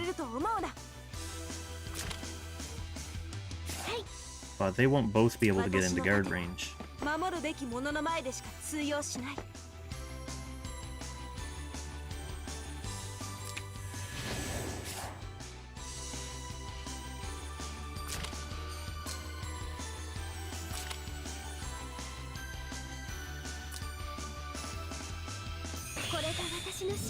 This is really just to burn down the cooldown. So she ends her turn here and she has her skill back.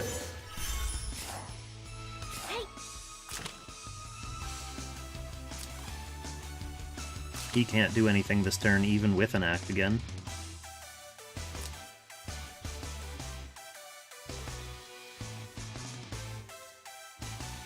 Whoever's here is dead.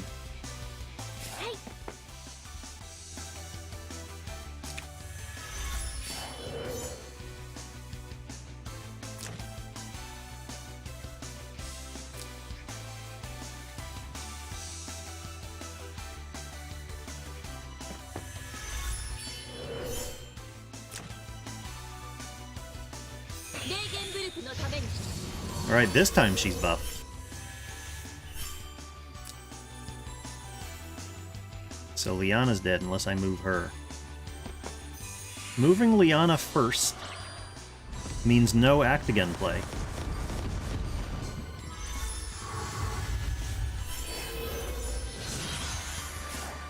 There's no walling into fog strategy because I'd have to be able to move my team up to do that, and his Kyra can just kill everyone on my team.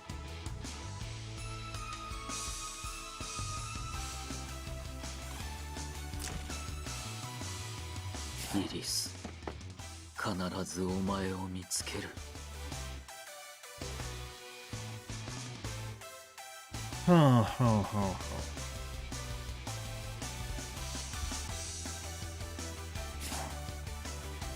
敵の位置を教えてくれ。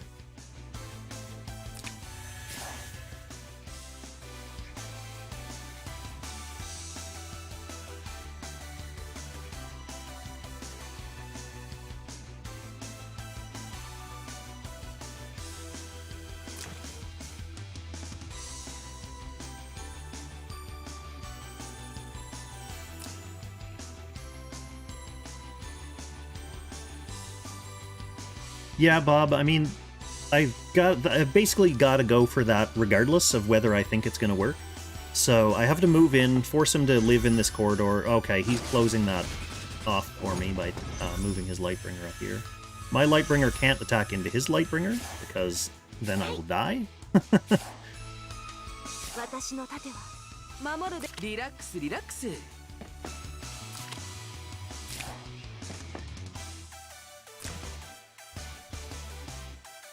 わかったわかった。 I can do this though. I think that's safe.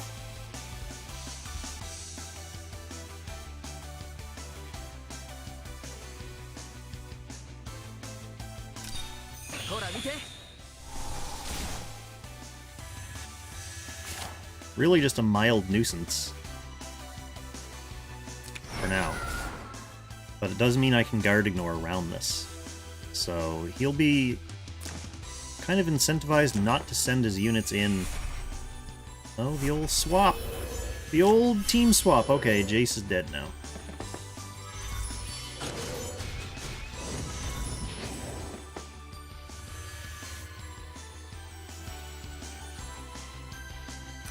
Yeah, body blocking now with Lightbringer is the only chance. That doesn't matter on Jace. Is my Lightbringer gonna die if I attack? 私の歩みを止められると思うな His Lightbringer definitely kills my Lightbringer here, right? I definitely get counter-killed here. Either way, I don't think I come out on top of this.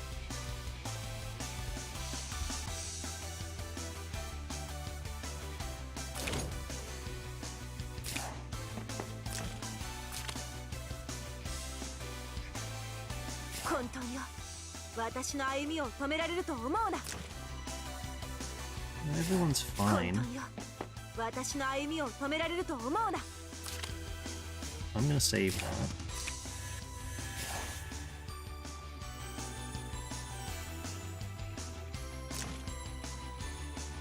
She could go for the Emir now.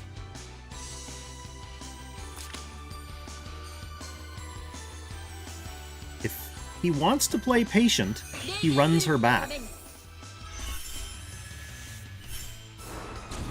So don't I just kill Kyra with Jace now? Right? He may still run her back. And I waste my act again.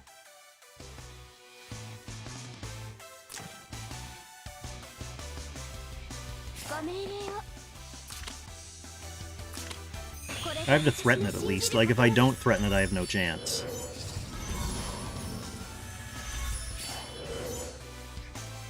So he runs Kyra back away from Jace range. Or away from Vortex range.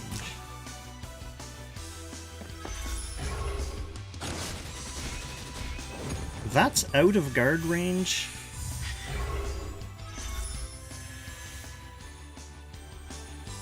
He can teleport. Yeah, that's smart.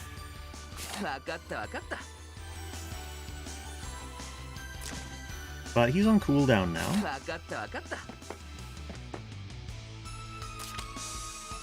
Do I need to jump with him first? Does that give him bonuses?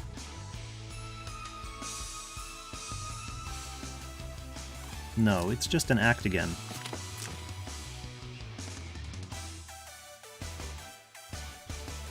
Can I reach from top lane? Oh, how? No. Far from it. I keep the act again for later.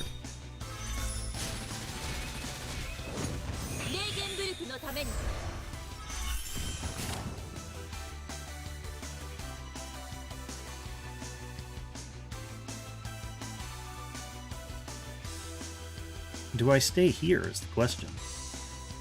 At least till... Yeah, at least till Kyra's skills are back. Because this way we can share...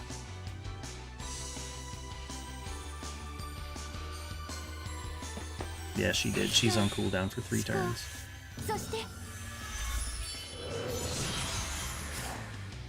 ご命令。分かった分かった。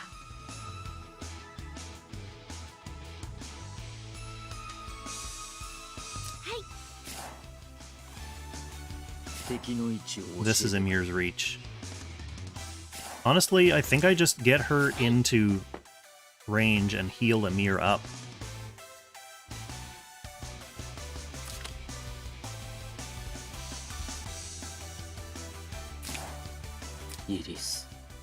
Emir's not on breeze.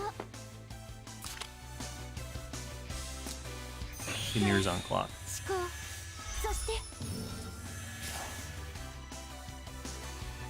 Oh, you mean the random breeze? Yeah, that's a real gamble. Getting a random breeze buff from that. I don't know. I'm just gonna sit here. She has no skills, she has no skills. He's locked in for now. I can put Vortex up this turn if I want. I can use his act again on himself and throw Vortex back up. That also helps speed up the cooldown of my 1C.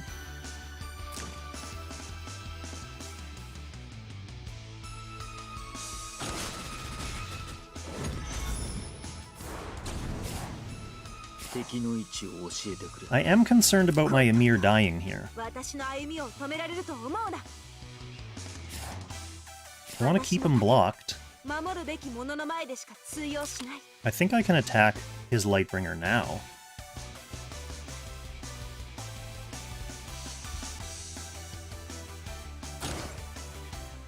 I don't want to move too far in. Like, there's no point attacking this Liana. The Liana would live, and it also frees his Lightbringer to come out and do shit. So we'll just pressure a little bit with a little bit of damage. Get my Emir healed back up. So Emir can hit into this Lightbringer now as well. Now that he's not as hurt. Like Ozma said in the Twitch chat, Kyra's also slightly nerfed now, thanks to having fewer units on her team.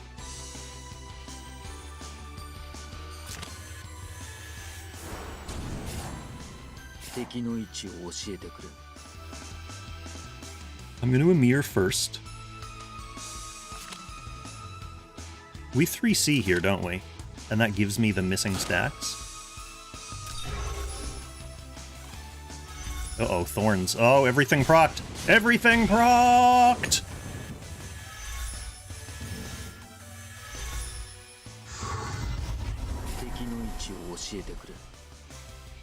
I don't want to attack that again. What do I do if I don't want to attack?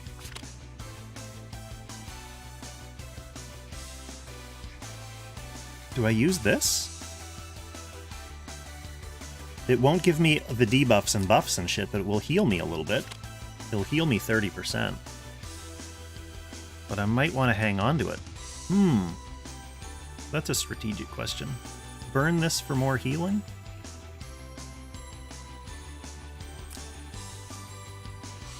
If he just stands, he doesn't convert those buffs. Like, if you use this skill, it converts his buffs and heals him. I think I'm going to do it anyway, because he can't use it next turn if he's dead. So we'll get a little bit of healing. Oh, he did convert his buffs.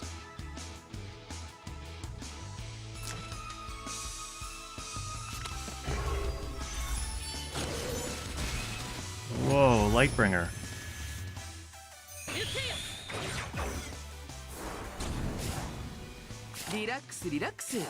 Wait, I can just single target normal attack her now. Right? You don't have to use his thing to guard ignore. Oh no, it does have to be this. It does have to be this. Rats! Okay, well she doesn't have her skill for a while, so...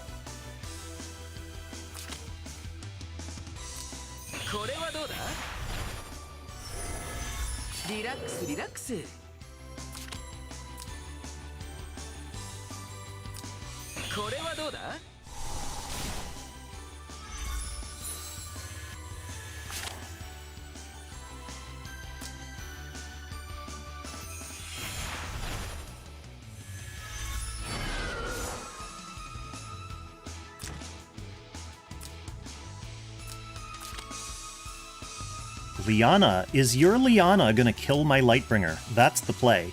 That's the play. Just regular attack my Lightbringer with your Liana, my tank is gone, and then I'm fully pooched. I don't have his Guard Ignore yet, so you'll be able to kill him with AO. Oh, it doesn't kill. Okay, not pooched.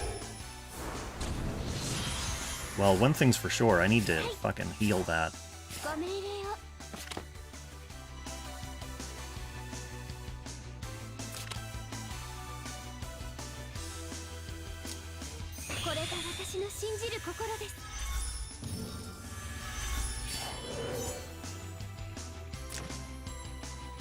He has Act again, so she can be ready to attack next turn. Not this turn, but next turn. But I'll have turn prio, and I'll have my Jace's attack ready as well.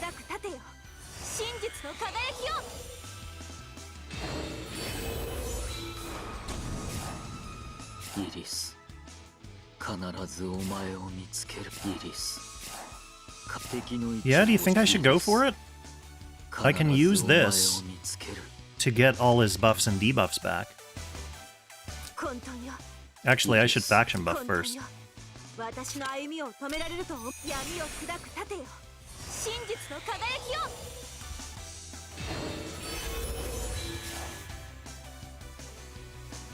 Bob, does Liana Windbloom Chanter cooldown reduction on Liana talent? It should only cooldown reduction on skills.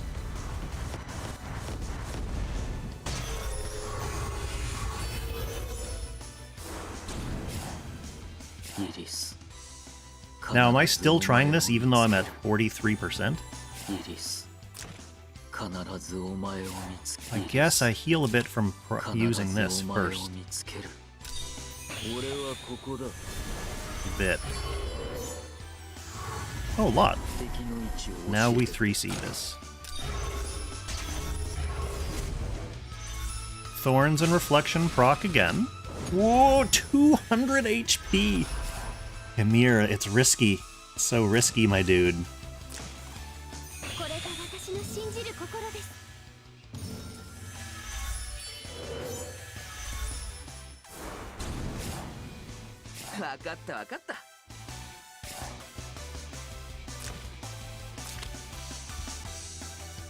Okay, he's gonna 2C. Do I strip with that? No, she's still fully doing everything. He's gonna 2C my Emir and kill it.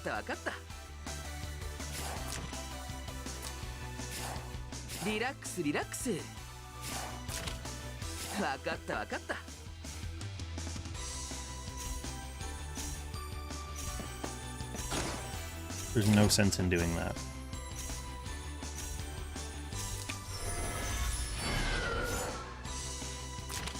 Okay, I'm ready to 1C Kyra next turn. Oh, he's gonna try to kill the Lightbringer instead. Okay, he successfully kills the Lightbringer. Now I get to go.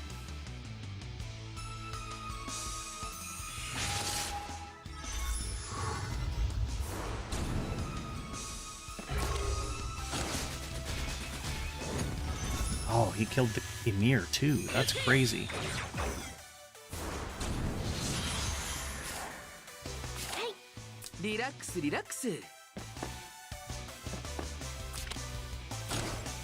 I mean, the Guard Ignore is not a huge problem now, but her reach is, I guess. Guard Ignore doesn't matter when I don't have a guard. Oh, I thought this was still gonna be here, but it's gone!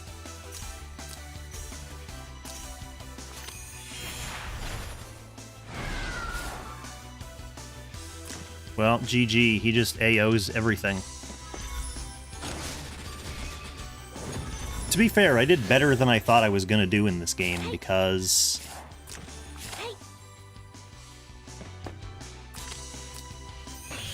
I went into this figuring I was gonna lose against this Kyra guy.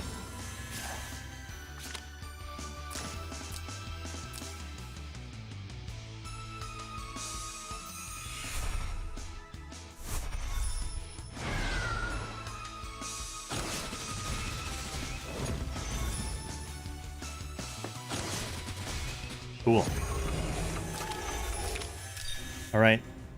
Not as bad as last Sunday. We only have a 3-loss streak instead of a 5-loss streak.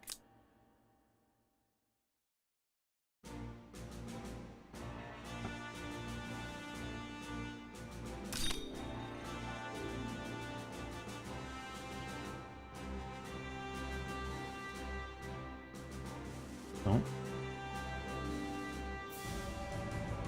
No. No Dobermans, and we got a match. Elwyn. I think I've fought this guy... Oh, no, it has a Helena. I haven't fought the one with a Helena. I fought an Elwyn, but not with a Helena. So is this going to be like a single target rush?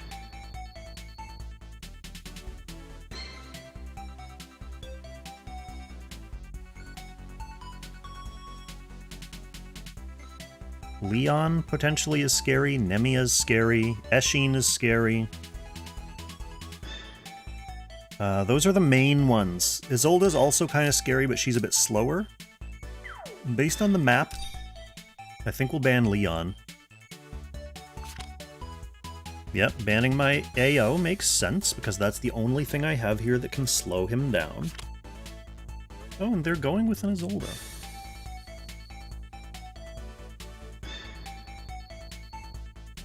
Now I want to get rid of, like, Nemia and Eshin.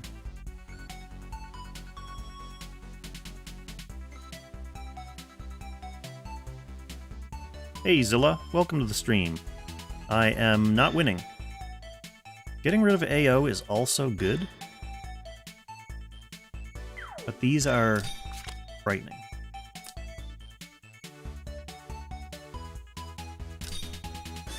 Celica is good for a revive against single target rush.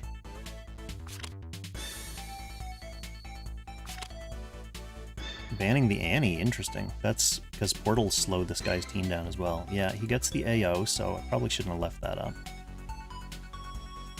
Okay, so next, threats. Honestly, I don't think he's gonna want to pick a tank right away, if at all. Probably this. And probably, Huh. I mean, Gintoki is potentially scary. Wetham can jump in.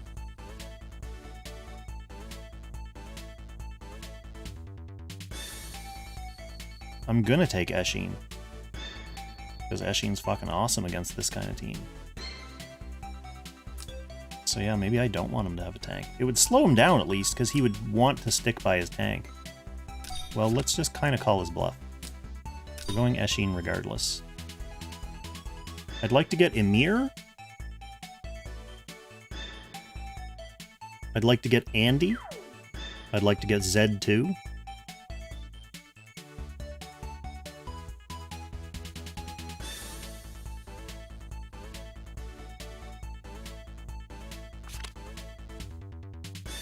Okay. Being given all of those options. Against Watham. Now we gotta get rid of this. And probably this, to be perfectly honest. Oh, Burn could be bad too. Burn could be bad too, because he has large AoEs and post-AoE fixed damages. I'm gonna go with my Emir here. Just the debuff immunity helps.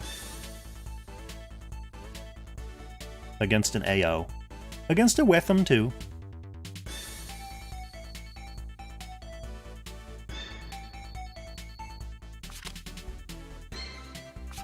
Okay, he's putting me down to a tank, so I definitely want to get rid of the Grenshiel. And what do I care about? I mean, I don't think I care about Elwyn. So I banned the Celica just so he can't, like, do Celica bullshit. And I'm still getting one great DPS 5th pick. And that is going to be Z2.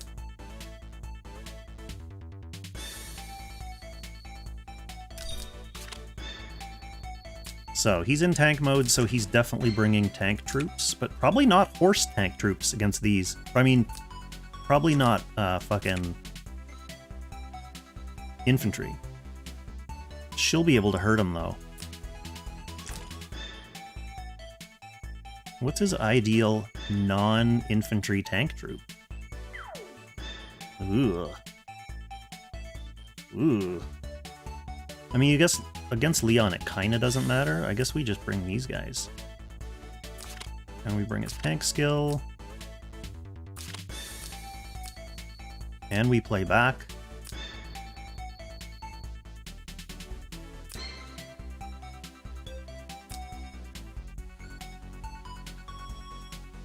She's fine the way she is.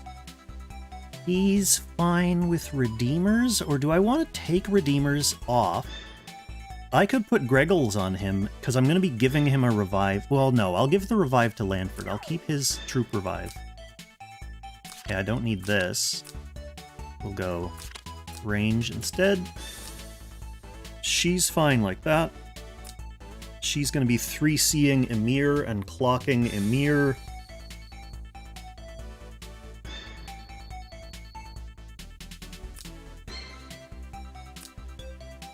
I think everyone is fine-ish. Lanford, I don't have tons of faith in.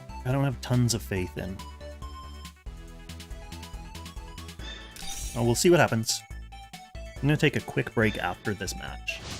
Just to go to the washroom and fill up my beverage. So it is Nixuxin. Hello, Nixuxin.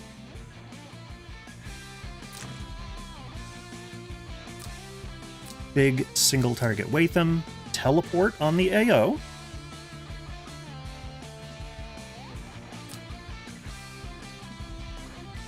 Big single target stripping Elwyn. A normal Helena. A normal Isolde. I'm gonna make him come to me because he obviously wants to do that anyway. I feel like I should, like, move up and huddle around this tree. Just go up here. Please, tree, protect me. Protect me against Watham. Okay, Watham getting swapped up right away.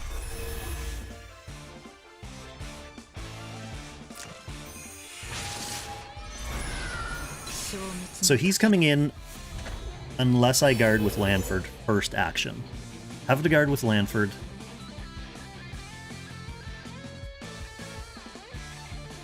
Which means Lanford won't be buffed.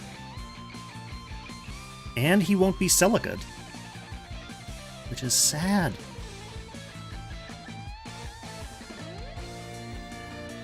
Any? He goes through these. 1, 2, 3, 4, 5. Through swamp tiles? Or does he go around them? Swamp's a normal move. Maybe I kill him? Oh, Isolde's coming too! Wait, do I just kill the Isolde instead of the Watham? Can I? Probably not, I'm not buff. You son of a bitch. Well, I have a revive, so Zerda can just go in, too. I think I'll try. We'll get buffs. I mean, Isolde being dead is good.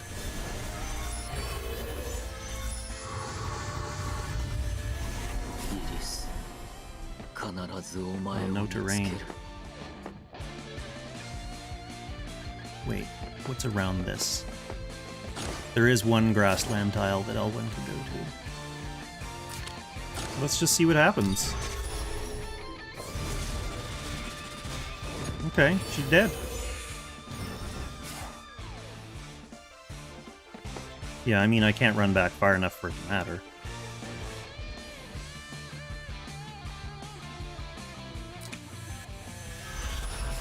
Cool. Now Z2 can get in and mess stuff up.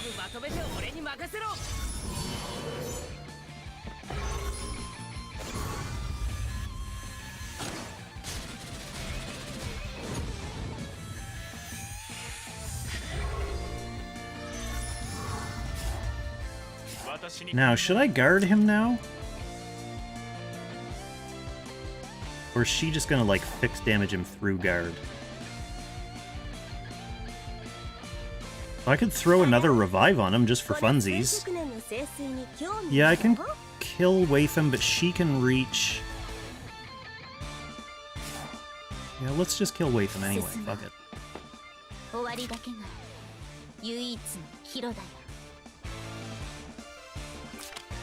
I wonder if all Helena's splash damage kills my Zerda revive.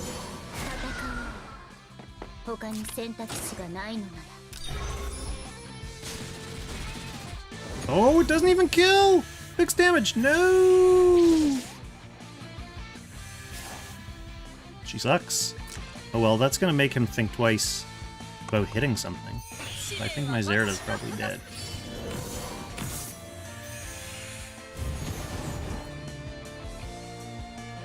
I think Zerda's probably dead. Because she's gonna get hit with a lot of Helena shit right now.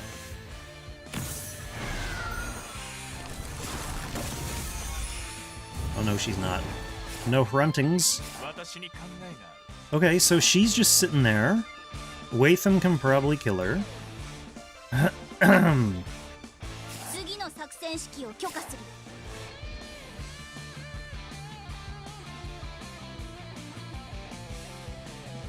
Can he do anything else? Yeah, he can just Watham. So I'm gonna just face myself.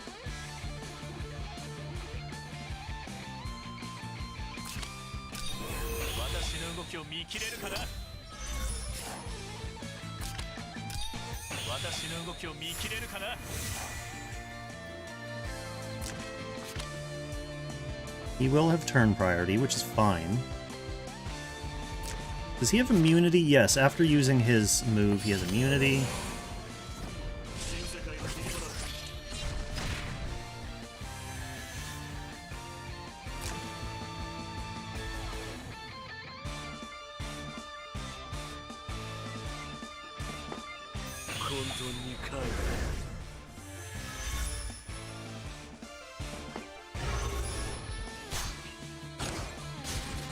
Kill him. Thank you.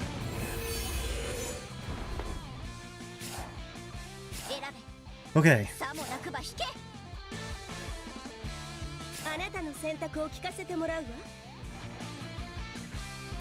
Is your guard removed?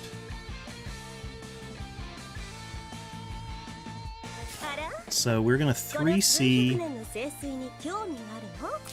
Emir.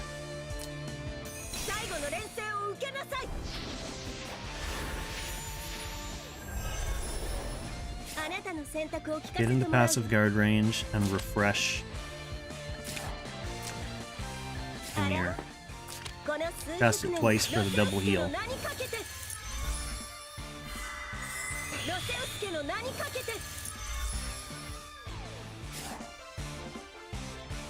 This is pretty irrelevant.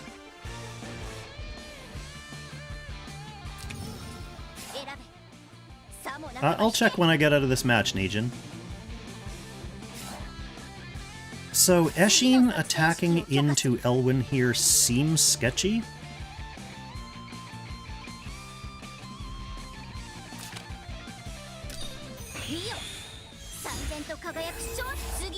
Oh, fuck.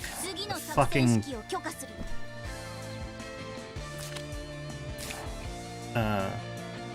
AO shit. Can I AA him from here? What's the range on it? 1, 2, 3, 4? What's her act again range? 3, so I have to be out of guard range.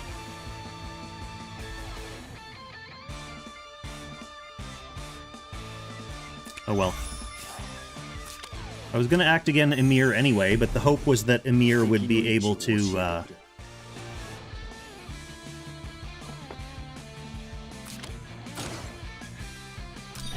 just polish off Elwyn's second life.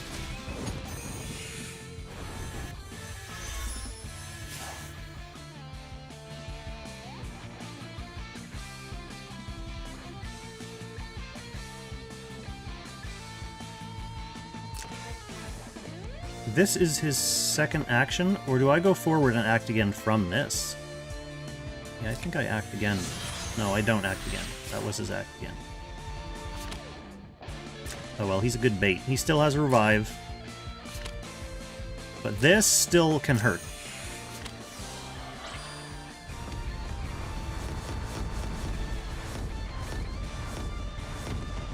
Oh, baby, we lived!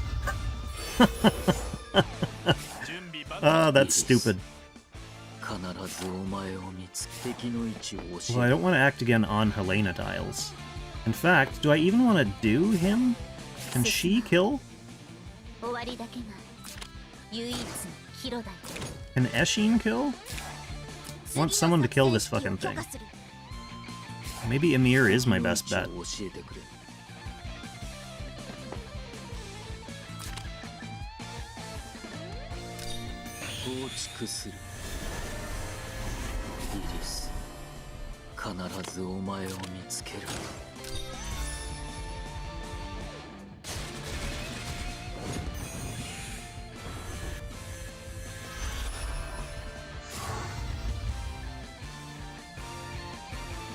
Oh, sword! Oh, okay, I got my one win.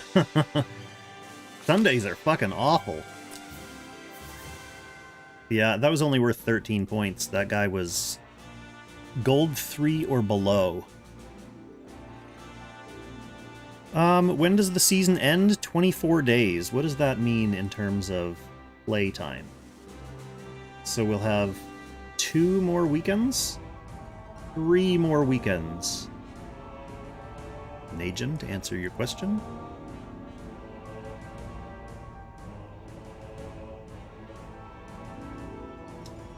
Yes, I wanted to take a quick break before the next game, so I will be right back.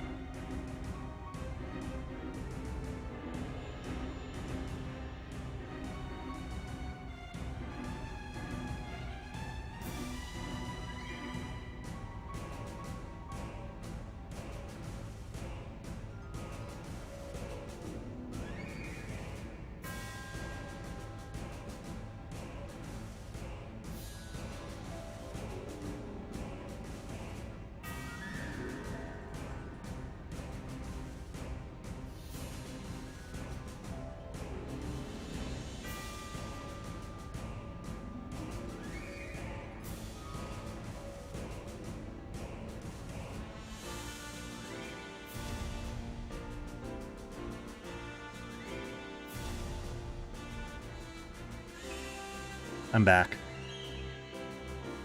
My short break attracted the attention of one applesauce, but she is standing outside the door looking in. I think she knows. She knows the camera's rolling. And she's not going to sign the waiver. Are you coming in, bud? You coming? Anyway, we'll check back in with applesauce. For now. Let's get one more game in. Hopefully a win this time. That one wasn't too bad, but, like, come on. It's because it was a silver player. I've had 2 bad losses, 1 normal loss.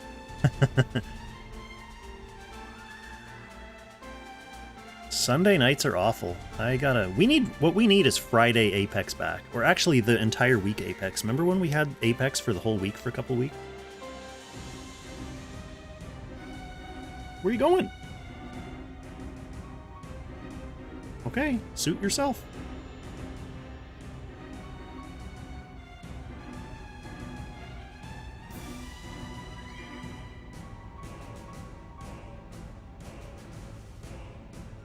Okay. Player 1. On the bridge. Against one of these teams. A Sissy. A Luke. A Matthew. A Leon. This is a Leon map. Am I first banning Leon? No, there's Nemia too. I mean, this is a first... Leon, Ice, and Nemia all reach turn 1 on this map. Ugh. Oh, you... He's got to first ban AO. If he doesn't first ban AO, it's because he has butterflies all over this. Okay, he doesn't first ban AO, so he has butterflies all over this. I think Nemia is scarier than Leon. Ice is scary too. God, I fucking hate these.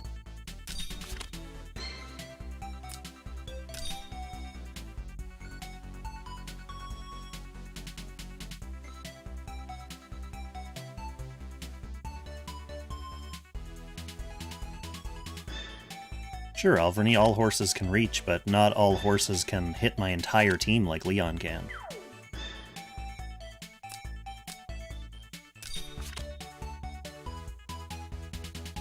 Okay, now we're back into Celico mode. Now that we've secured our AO, Celico time. Oh, you like Liana or Amir? I mean, if I don't... Here's the thing. If I don't pick a healer, he probably bans the healers. If I do pick Liana, he probably bans Amir. I could just be counter-aggressive. No, I can't, because he picked his AO as well.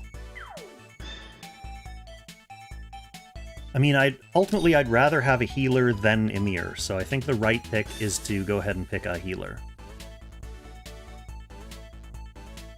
Also, don't forget, this isn't necessarily AoE Rush. Look at all his Rush options. Watham is single target, Zerad is single target, Luke is single target, Andy's single target, Gintoki single target, Eshin's single target.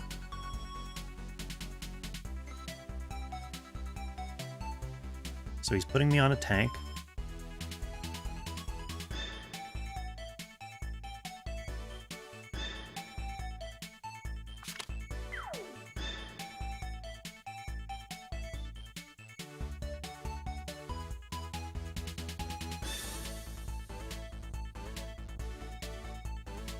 If I do want to take a tank, maybe I don't. I should. They're both not great against magic. Who am I banning? I guess I could ban magic. Yeah, that was my thought, Ozma. Just grab the Emir while I still can. We probably want her gone. Eshin is scary.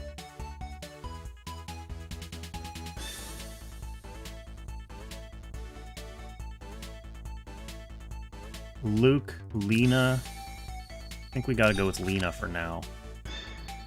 I think we'll take Lanford. We'll fall for the trap of picking a tank. And we'll see what DPS he leaves me with. I still have some good DPS left. I still have the Emir.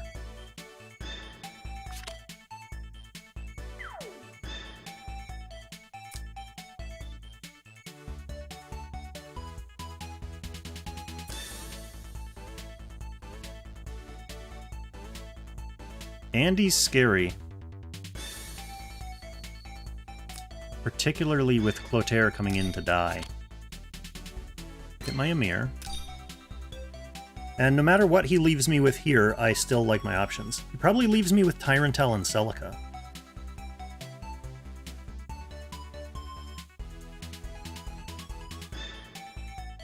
In which case, with this team, I honestly don't mind picking Celica. Get the revive, have an extra healer. Oh no, he doesn't. Okay, I'll take the Annie. He does get his act again after all. Ooh, and the Sissy Gintoki combo, which is still bad. We still don't like it.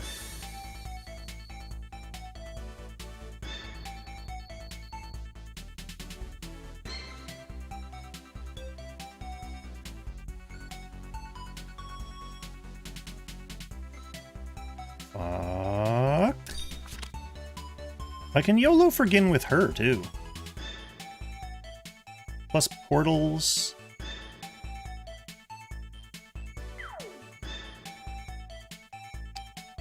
I mean, it's not a bad idea to have a second tank, too.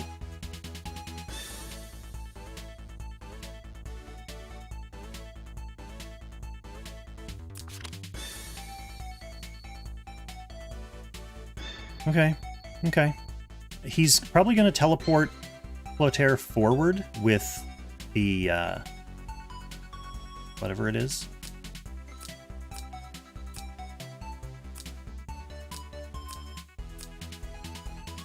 We don't want AoE.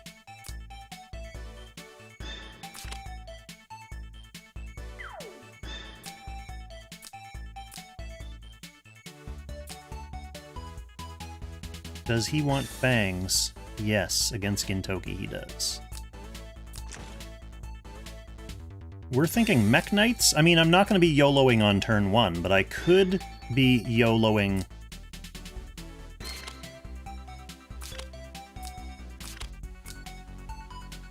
I don't need Guard Ignore. Well, he's going to have his Lancer.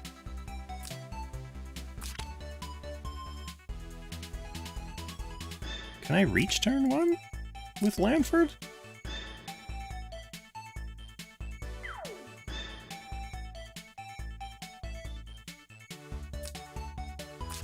Instead of this, take Javelin?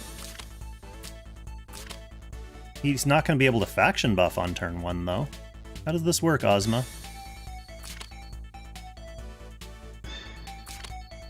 Take this anyway, just for the crit?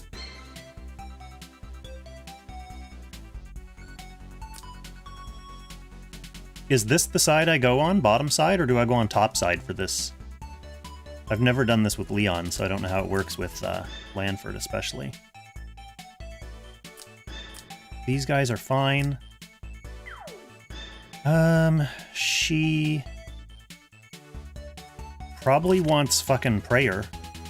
I don't have time to do that. I have to ban these dickheads.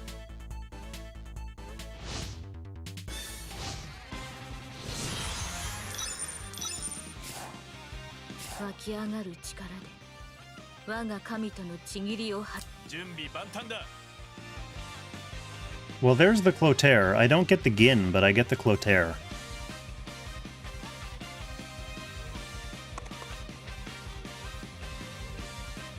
And it's only with Javelin.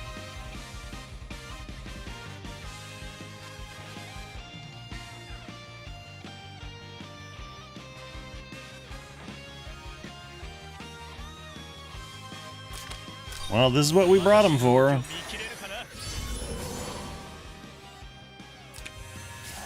Do I want the Clotaire, or do I want the Matthew? What do you think, chat? Matthew's harder to kill. Clotaire's an easy kill.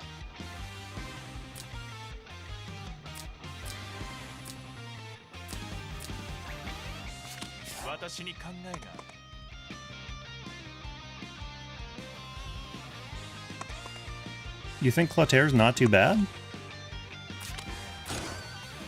What does Matthew have? He does have Guard Ignore. Oh. Yeah, I think we try Matthew.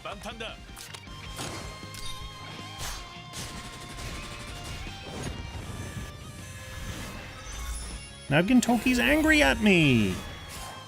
Get on the tree, Lanford! Hey, I go into DR mode now, don't I?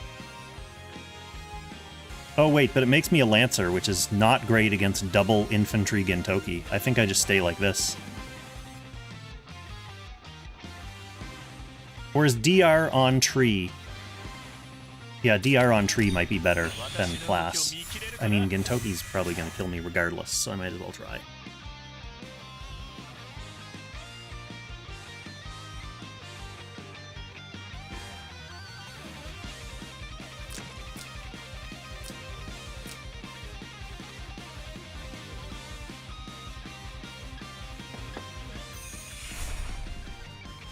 Kage, what's today's record so far? I believe I have 3 losses and 1 win.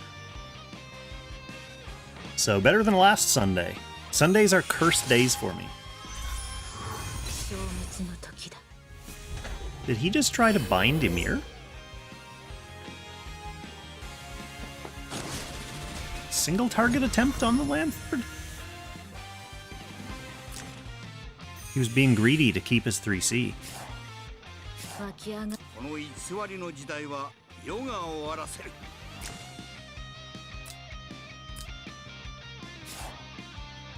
この偽湧き上がる力で我が神との契りを果たす。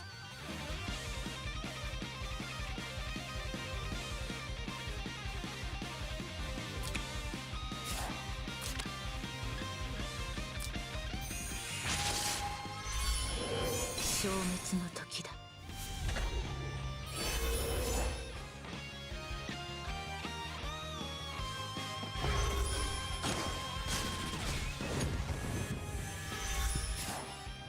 ご命令を。Yeah, I mean, even if Tyrant only protects from 1 hit.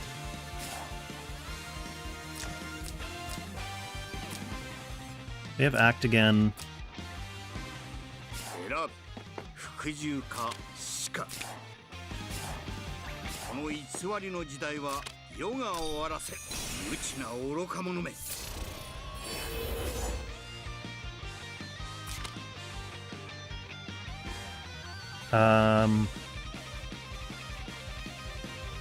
Gintoki can chew this off with his act again, but he's the only real target. She's gonna put 3C on Tyrant.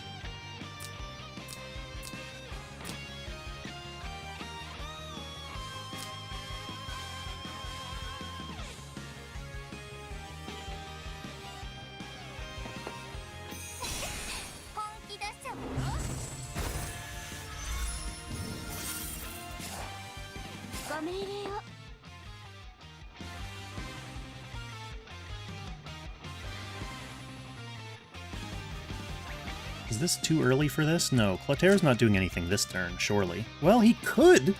Even bound, he could.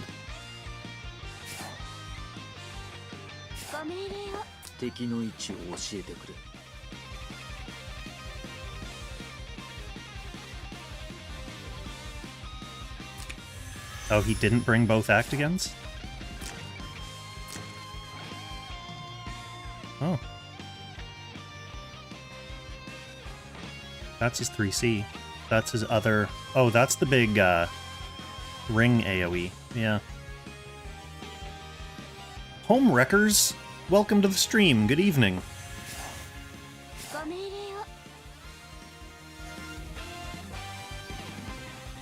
He has turn priority, so he is getting ready to Clotair.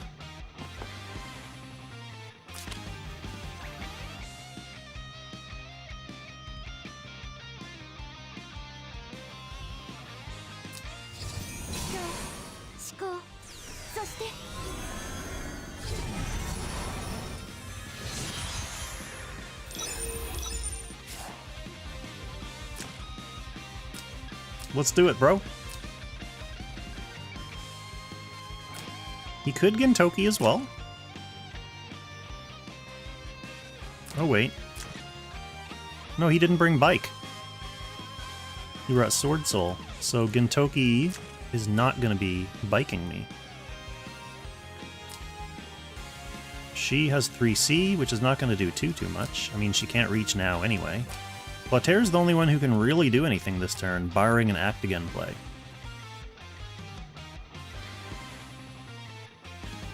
I kind of want him to bring Clotair in just to get it over with.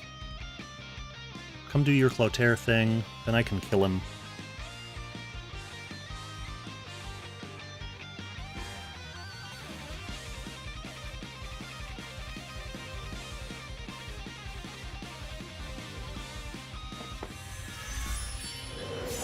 No, just setting up for now.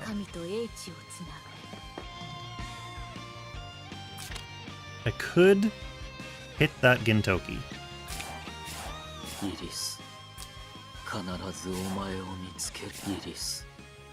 I could also hit the Clotaire.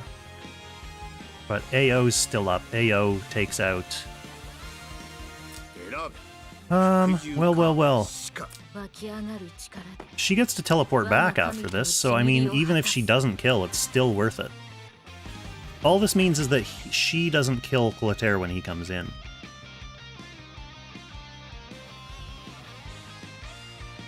Swap him first?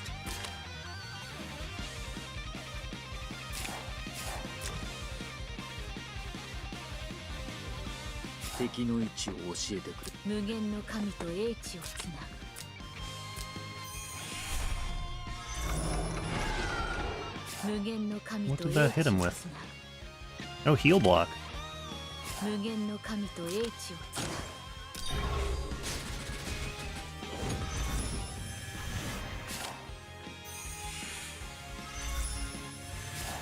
That's okay, because... So my plan was to use her to kill Clotaire after Clotaire rushes in. But I can just use Ymir to do that. She can also, well...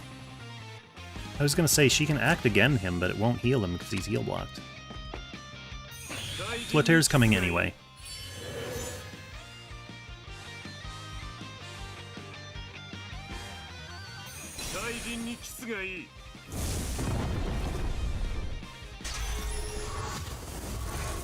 Uh-oh. Uh-oh. この偽りの時代は世が終わらせる。ご命令を。選ぶ。服従か死か。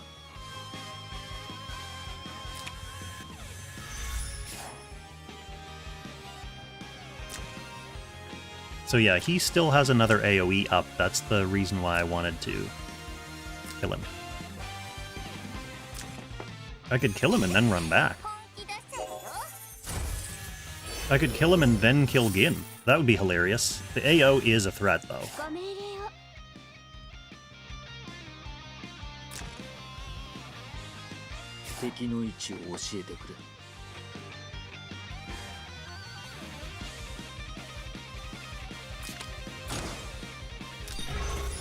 Probably didn't need 3C on that.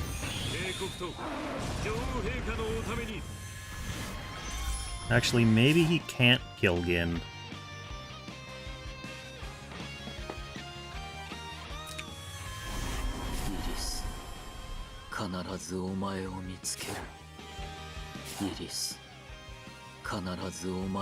I can just let AO kill Gin. I can act her again. No, yeah, I can act her again. Oh, doesn't matter.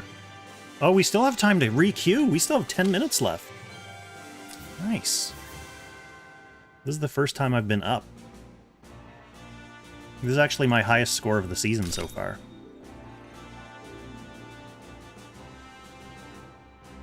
I don't know what it is. Sunday, it's just like better players are playing on Sunday. This is interesting. Estelle.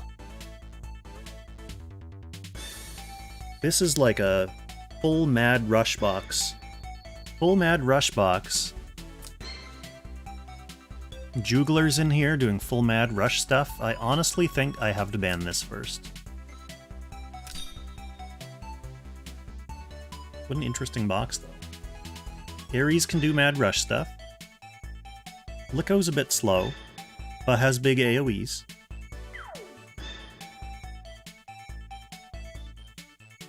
Zerda is a current meta unit. She's really an enabler, like she's there to boost everyone's mobility.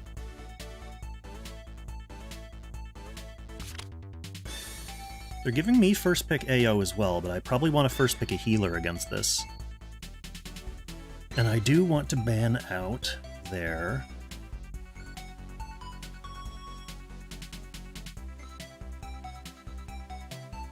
Zerida's threatening.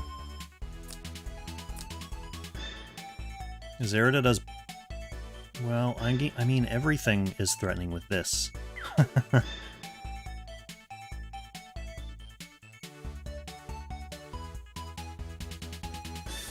That's fine, though, I think. And I gotta get my healer.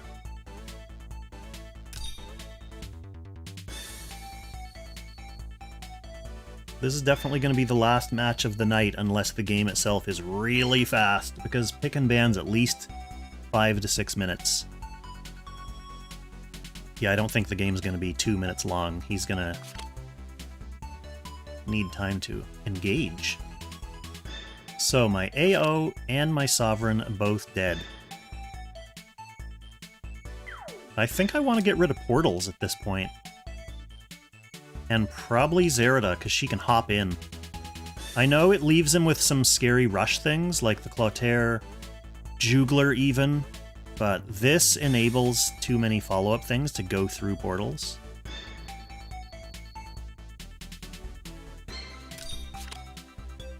I don't need to pick a tank yet. I could pick Ashin.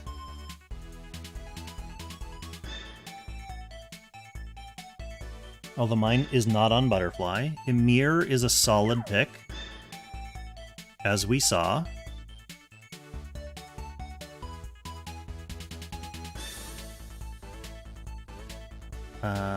Isolde. Although he might be engaging too fast for my Isolde to get stacked up. Let's go with Emir while I can.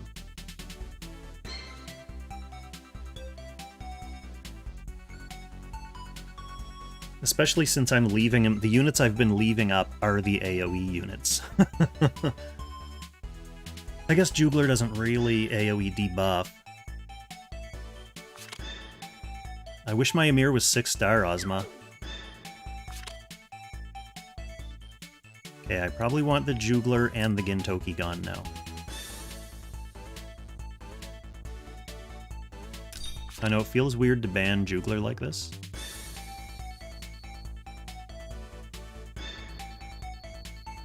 So many of my options I like. I mean, these are flyers, right? I've got to bring Maiya.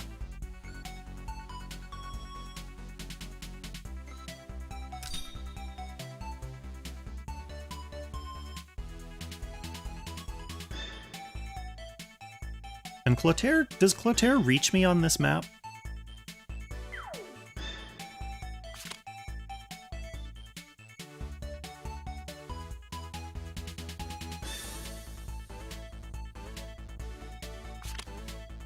That's an enabler. This is just annoying. Even though it's really slow, I don't like all the tiles and the explosions. This could potentially be annoying. Epsilon could be annoying.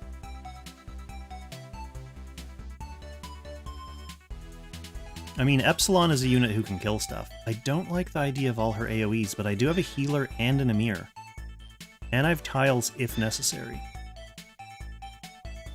I think we ban out the big single target threats.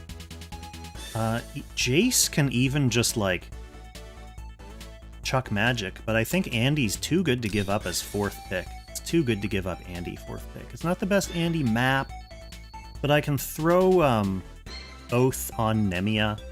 So if she has to go forward... I mean, I'm not launching her forward on this map to AoE the team. She's really just there to do archer things against Ares and Watham.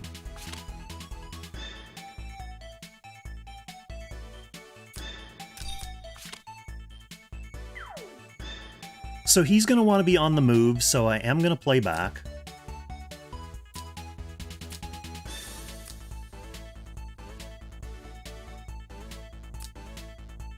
He could potentially, like, swap Ares forward with his AO and then crash Ares in here. So I'm going to want to be passively guarding right at the beginning of this. Buy all your skills. Hello, the rest of your skills. You're fine as you are. You are fine. Yep, you're fine as you are.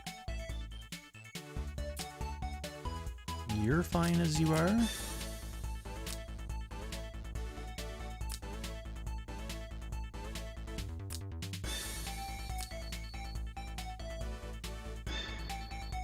Well, let's see what happens. All right. Hopefully I don't regret leaving that liquor shop. Brojio. Brojio. Bro. Time to tag him on main chord.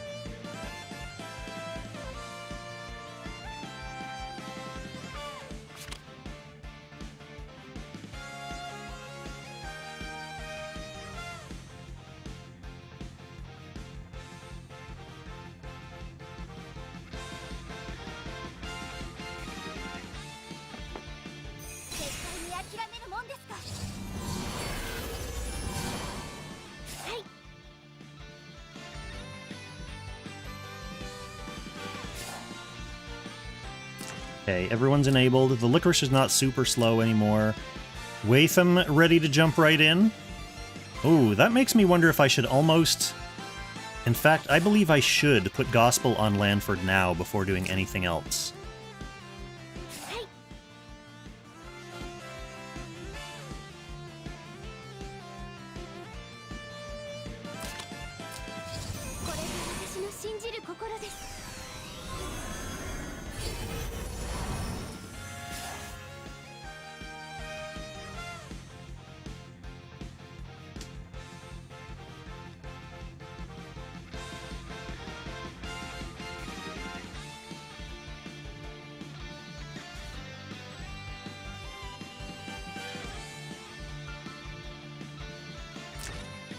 Watham was absolutely going to be able to come in on that Lanford.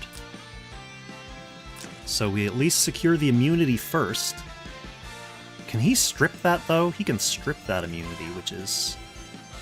bananersly annoying.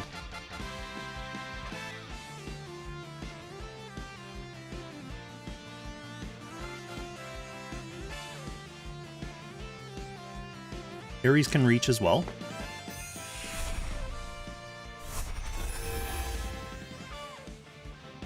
The reason I brought the Lanford was to faction buff these.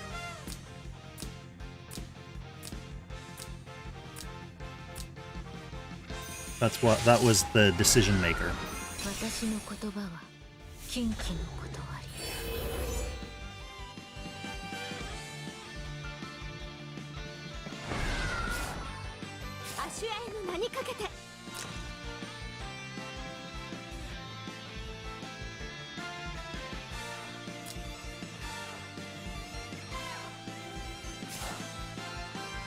Okay, so the question is, do I throw up my guard, or do I throw up my passive, my faction buff, to get more, like, stats and buffs and stacks and stuff for this incoming Watham strip, and then just, like, stay passively guarding?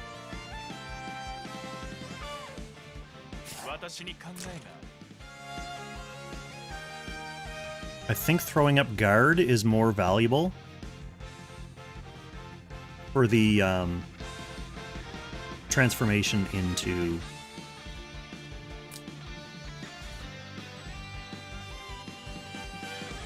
Lancer.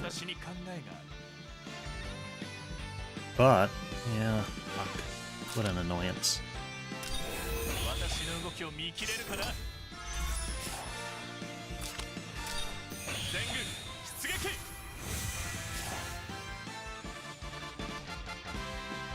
Sucks moving Lanford early because he was my second healer.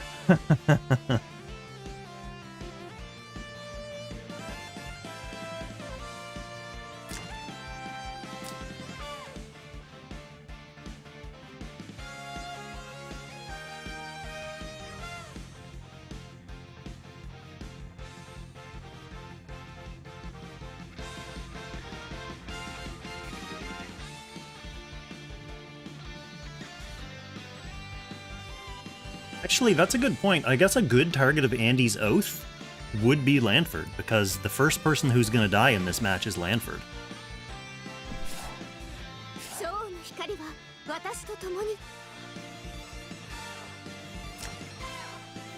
He's going to wait and combo me.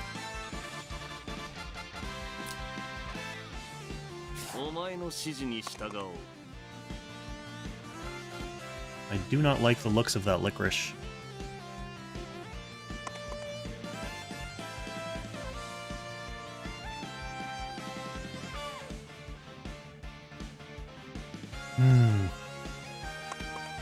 The Ares is coming as well.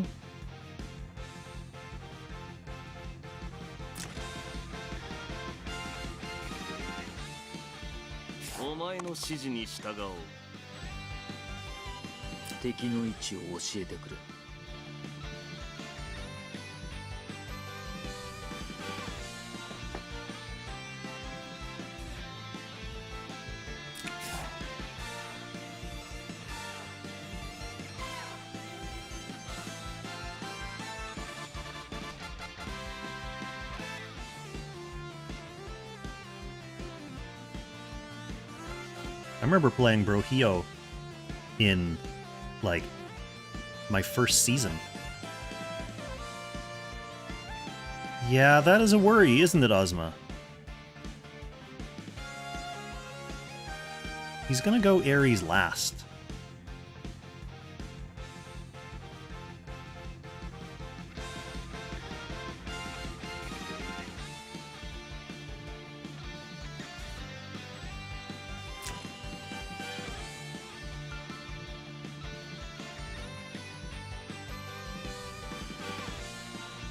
Maybe I sacrifice her. Maybe I throw her forward to AoE. If she lives. Like, I'll put Oath on her with Andy, and then throw her forward and AoE this team. I guess that's not great, because Licorice is a healer. That's the other thing we're forgetting. Or not we. I'm forgetting. Is that Licorice can actually heal well.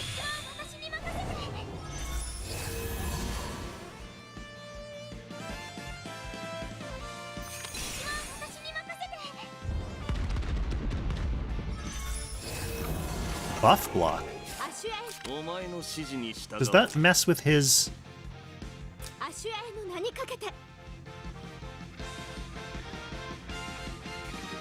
Can I just kill this Licorice with her?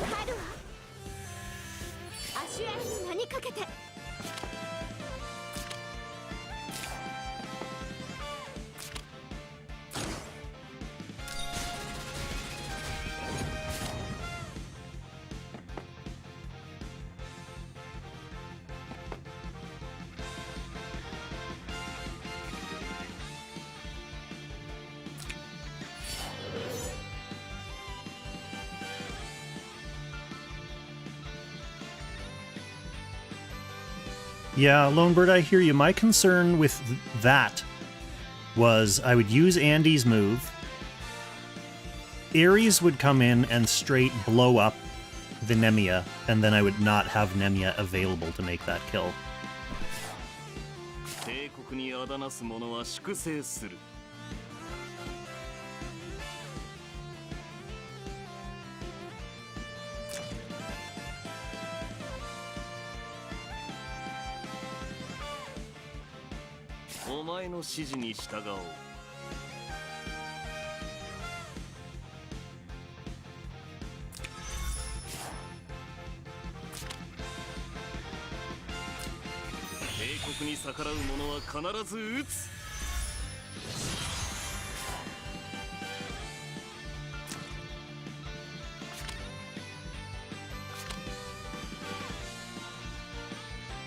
That's dispellable, isn't it?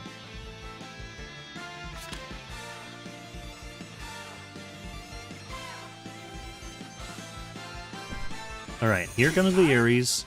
I kind of gave him a nice little Ares nook. I wasn't really thinking about that. Ares, come to your nook! Come to your Ares nook!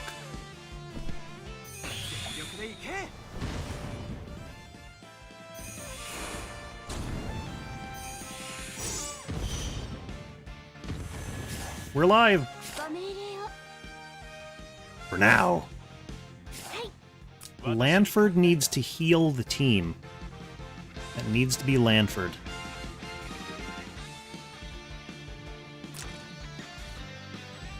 she can reach to AoE. So maybe it doesn't need to be Lanford. Because... yeah, it's fine. Well, Watham's coming. Watham is follow-up. Into Lanford. I guess I could just heal the Lanford.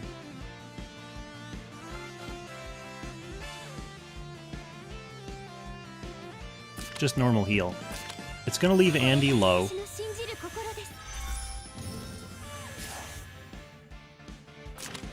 That prevents this, though, at least. So, Watham is the remaining follow-up. Yeah, Bits and Bytes, that's who I'm looking at.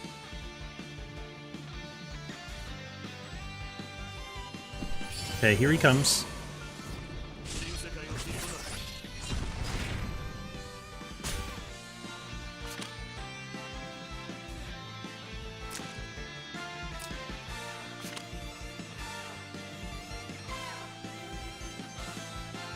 So Andy can act again. The buff block won't prevent him from acting again. It only prevents him from getting immunity from his act again.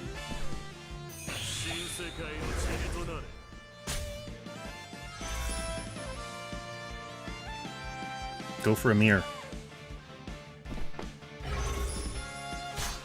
Oh, he stripped my immunity. But we killed Watham.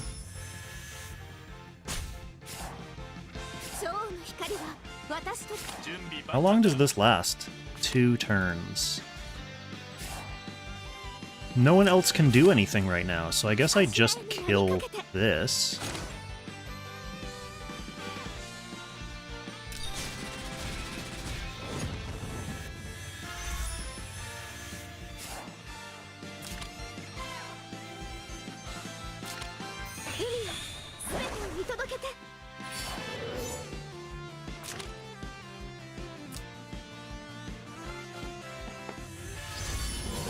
She's coming. Kinda.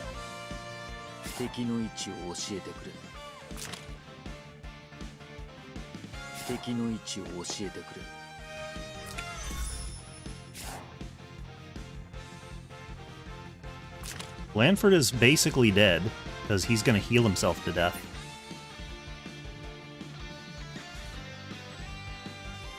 But before he goes, he can faction buff Maiya and Andrio.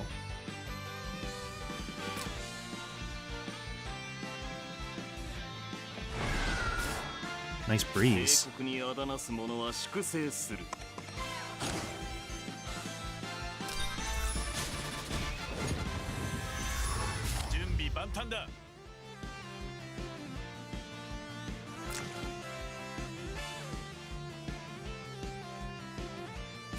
Poor Lanford.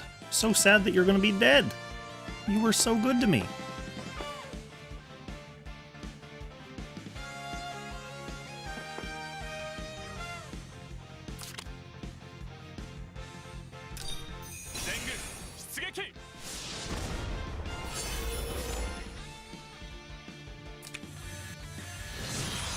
Do your part, Lanford. Okay, so now we're getting hit with 1 AoE from way over here. I can't get in. I can't get in and get it. He can act again.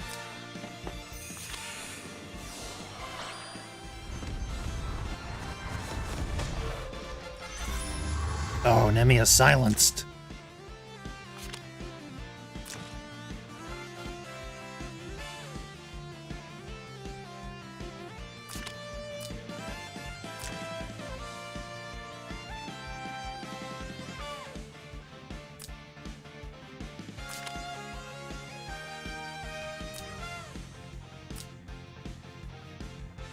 I think I have to try to kill the Estelle with Emir first.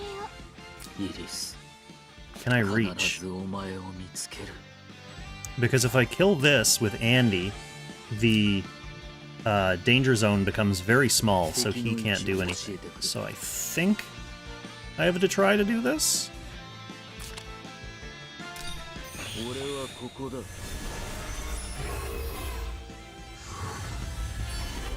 リス。 Okay, he can't reach. 必ずお前を見つける。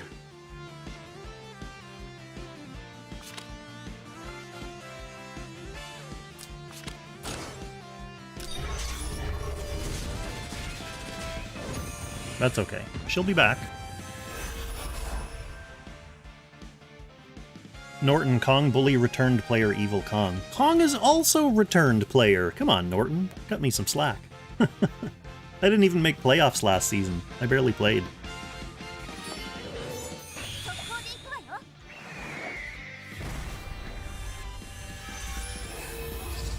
Okay. Now, we see if it's the time for Lanford to survive.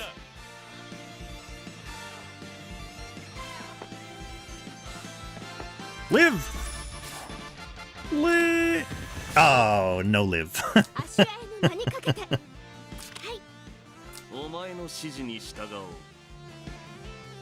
Can he reach here and here?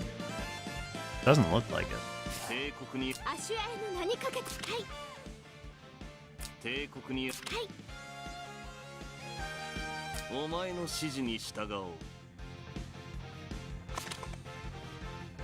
I could probably act again. I'll park him on one of these little friendship tiles.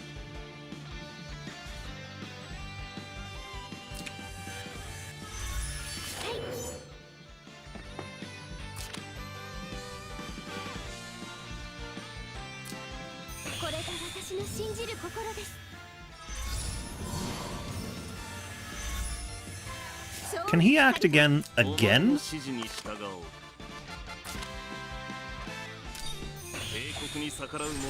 Like if I fog Nemia now, that'll still proc.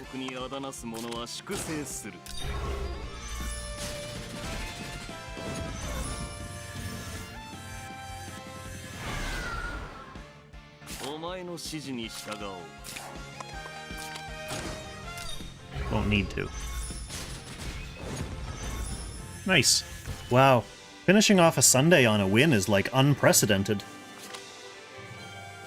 Pretty good. Pretty good. 1750. That's plus 30 points for today. After a real rough start. Some ugly losses, real amateurish losses, big mistakes. We got caught a little bit of a rising tide of a win streak right at the end of the night to get up to 1750. So, as you'll remember from last weekend, we had actually dropped down to like 1680. So overall, with yesterday and today, ends up being plus 70 points plus a re-rank. So I consider that to be pretty good, considering I only played 2 windows. Like, if I play the earlier windows, which I think the earlier windows are easier. I think the latest windows are the hard ones. If I were to play the earlier windows as well, like, you know, get 6 Apex sessions in, I could probably do a little bit more climbing. I'm up and down, but overall I end up, like, after 3 hours, I end up plus 20 or 30 points, which is good. That's good progress for me. So, yeah, Zilla, exactly. Zilla is glad that when he joined, my luck changed. Yes, it was Zilla. Lonebird helped as well. Kageshin showed up. Titus showed up. Or Tyrus. Sorry, I said your name wrong. Who else? Tristan? Tristan, are you still here? Were you here for the end of my win streak? And on the Twitch side, of course, we have Ozma, Bits and Bytes. I'm not going to credit Norton with changing my luck because he was grilling me for winning. Come on, Norton, that's what we're here for. We're here to win. Okay, overall good session. I want to play more. Like, I wish there was weekday Apex again, but I have to wait all the way until next weekend. Am I free next weekend? Oh, Saturday's August 31st. Wow, it's going to be September soon. And I hate to do this one last time, but there it is. The sad, abandoned Doberman shack. The Doberman couch. Sans Dobermans. She was down here briefly, but I think part of it is that it's 1 o'clock in the morning here, and the Dobermans really respect their bedtimes. So even though she came down to say hi and drop a bone on the floor, she booked it right back upstairs and was like, nah, I gotta sleep. Which is what I'm going to be doing now. So thanks everyone for turning out to the stream. Now that I've got the Dobercam set up, definitely if I stream like next Saturday during the day, I am pretty sure there will be Doberman action. And I'll try. I know I said yesterday that I was going to try to stream during the day today as well, but then it ended up being a beautiful day and I went out and did more yard work. And I was telling Ozma, like right when the third window started, I was like in the middle of cooking and eating, so it was like I'm gonna be another hour and a half before I'm free to play. So next weekend though, I'm gonna try harder than I tried today. Oh, Lone Bird, don't curse us like that. 13 minutes till disappointment. Actually, good. That's a good point. 40 minutes left to get your World Arena trades in. Let's do it. Let's get some World Arena trades in. I need my World Arena trades. I played one person in casual earlier who queued in as player 2 and decided that he didn't think he was going to retreat. Nonsense. Yeah, Ozma, that sounds like a good plan. I believe it. It's my intention to hit Lang. Seems like a wasted opportunity to be playing and not hit Lang. The only time for the past several seasons that I haven't hit Lang was the season that I did not play. No, I got smited, Lone Bird. I got smoten. It was bad. He brought like the full player 2 turtle super turt box.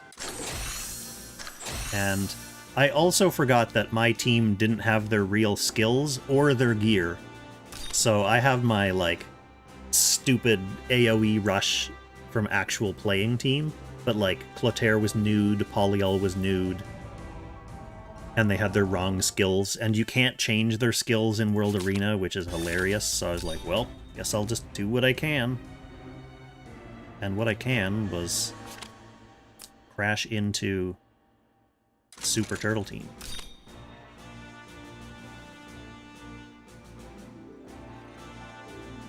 I was the smited.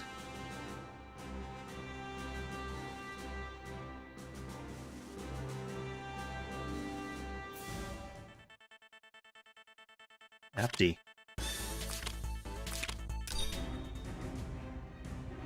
I'm lucky I got this started. This is going to take me 40 minutes to get my 5 wins.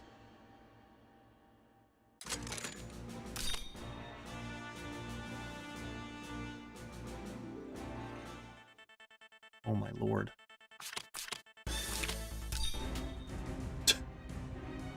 This happens. What's y'all's longest World Arena Player 2 streak?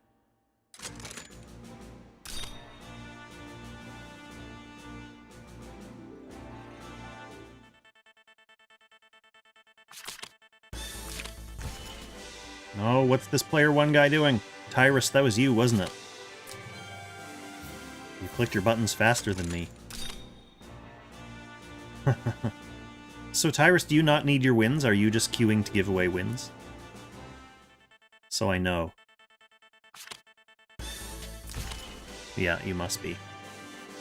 Very well, I'll happily take those. You need 2 more? What are you running away then for? Let me run. We gotta respect the rules of engagement of World Arena engagement. Detail.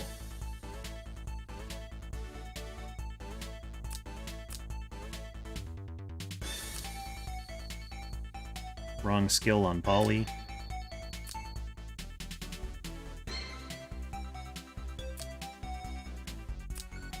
All single target on her. Useless.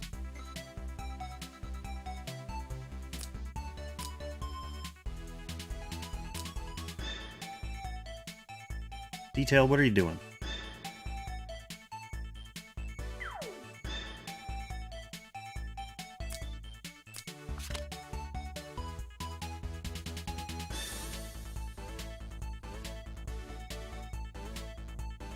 My Ice Melda is set up for weird PvP stuff.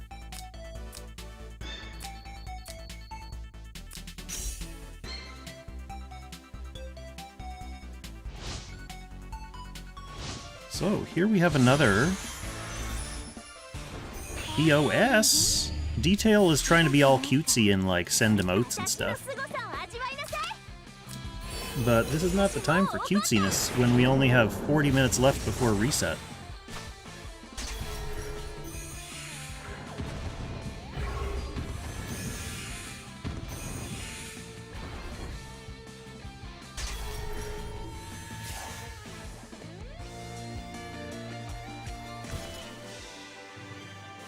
There, thank you for cutely wasting my time before doing what you were gonna do at the very beginning anyway.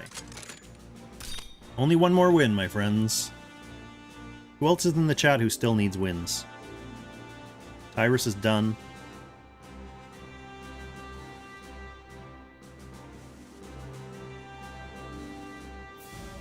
Ozma got Detail now. Detail's player 2 again? Is he gonna play the same crap on you, Ozma, or was he only doing that to me because I'm Kong? Maybe he figured he was on stream, so he'd try to be cute.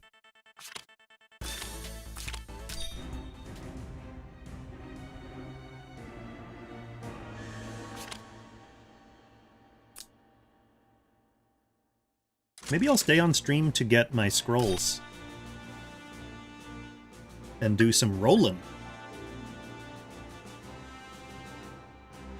Burn some enchants while everyone's here giving me good luck. Zilla, are you still around? Maybe you can give me enchant luck as well. Thank you, Tyrus. Alright, I'm gonna get out of the queue.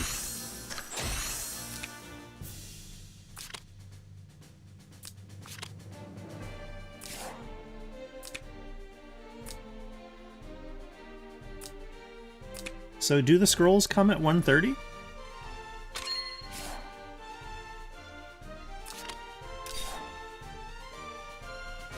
Zilla, is it just a thing to skip all matches? The rule in World Arena Casual is player 2 retreats. So you basically, the way you get your super sweet, like, 1, 3, and 5 win boxes is to just queue.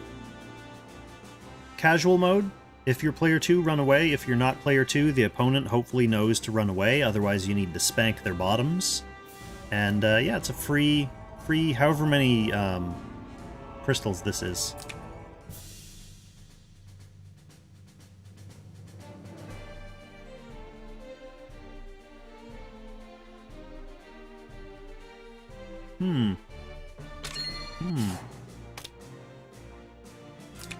So, scrolls in 4.5 minutes. What are we going to do until then? Should we do some gardening?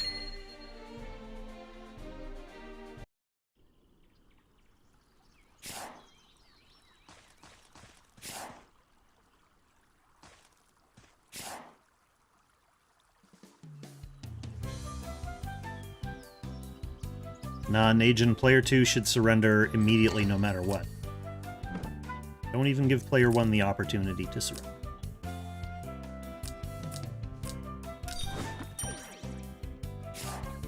Well, if those people are in the queue intentionally to surrender to everyone, then they can hope to get player 2.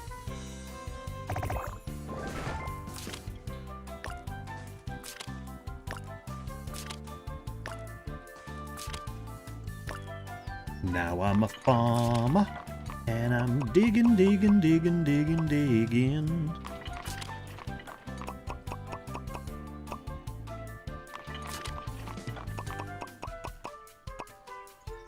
I should check my dailies. I'm pretty sure they're all done. I'm pretty sure they're done on Freekong, too. For those who've been worried and wondering about Freekong. Najin, that's true, and that's a fair point, but my counter-argument for that would be, if you don't need wins, you could just stay out of the queue so that you don't accidentally get someone who still needs wins and queues in as player 2 and runs away from you. Kind of dilutes the queue a little bit. There's arguments both ways, but that's why, like, after I get my wins, I bounce right away, because I don't want to clog up the queue for people and end up having to see them run away from me too fast.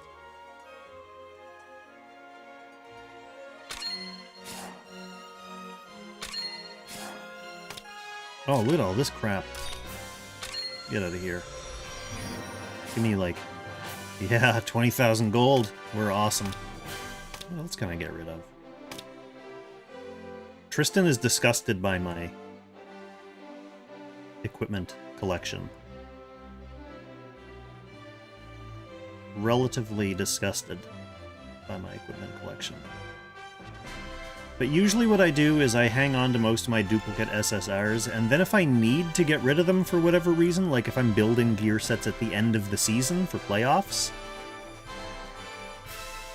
Really? This is a lot of scroll packs? Where was I? This? No, that's nothing. I had like 280 at the start of this season, and then I built everything for my box, like for my current box. I had a bunch of these too, and I burned them all.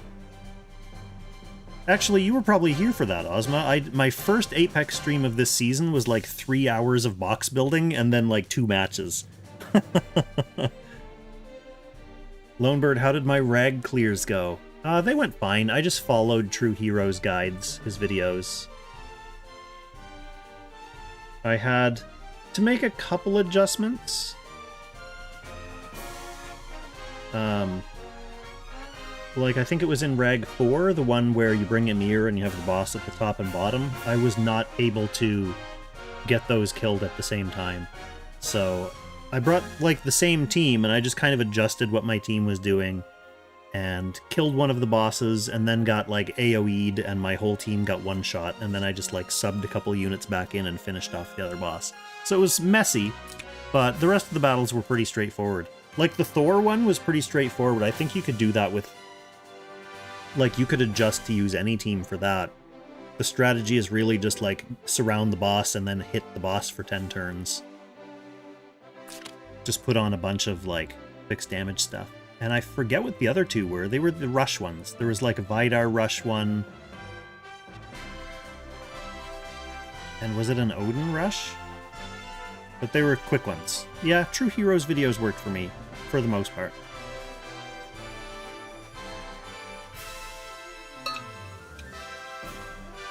There we go, I see some mail. Okay, what did we get? 1 attack stone, 2 int.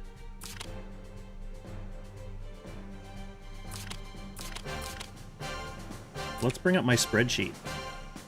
Should I put my spreadsheet on the stream?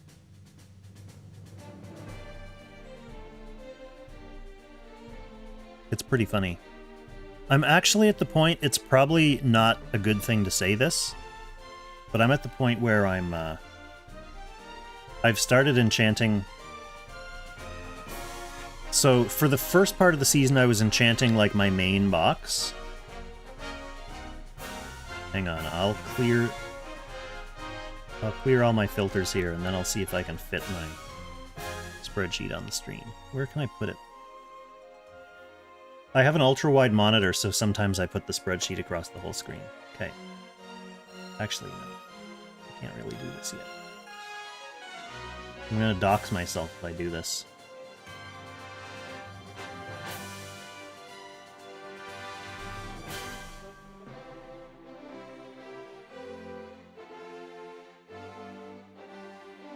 Let's see.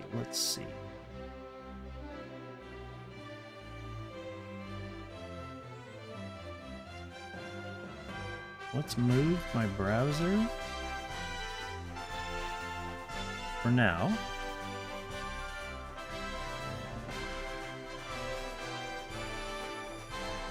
Yeah, Lonebird can see where this is going. And it's good that you can.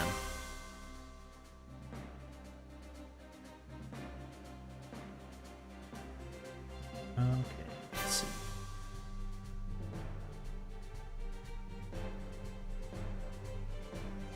This is too big.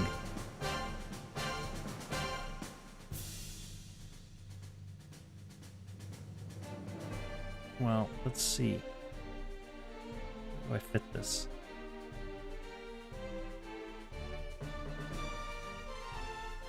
Should you go all in for Isolde and Jace? Is LLR Imelda soon after? Alverny, you can check. I don't have the schedule up right now, but if you want to check, like, just check my Should You Summon playlist, or Banner News has a calendar on there.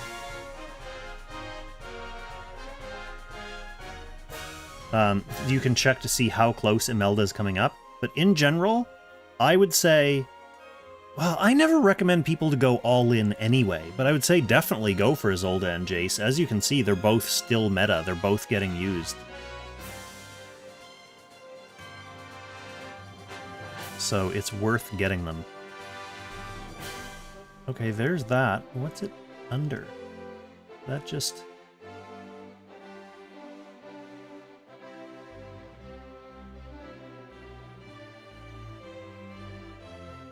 Hello?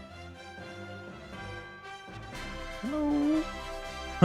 It's under the chat, so that's going to be a little confusing for people. But I'm not covering you up, chatters. You're too valuable and important to me. Okay, so I can filter down to my actual Apex box. So this is my current box.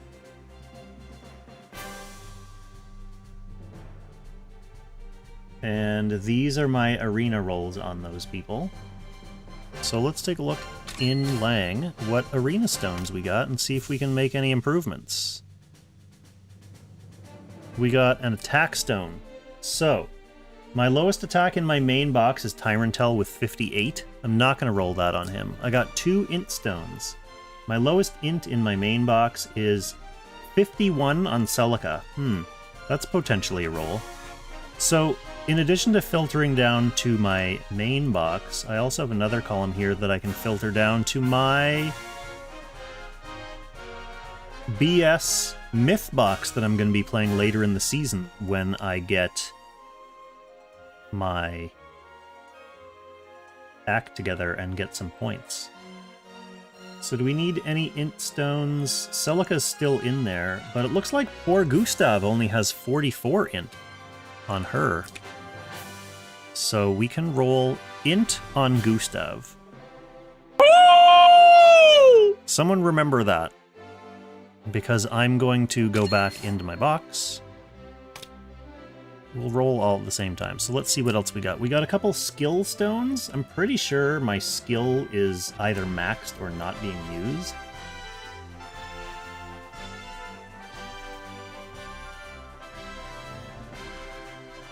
Let's check the main box. Maybe Nemia needs like 1 skill. No, skills maxed across the board, so those stones are good for nothing. We have an ass load of crit. And crit damage. Crit damage? Nemia's missing 1 crit damage. Is anyone in the Foolish box missing crit damage? I bet. This seems like one that I would be...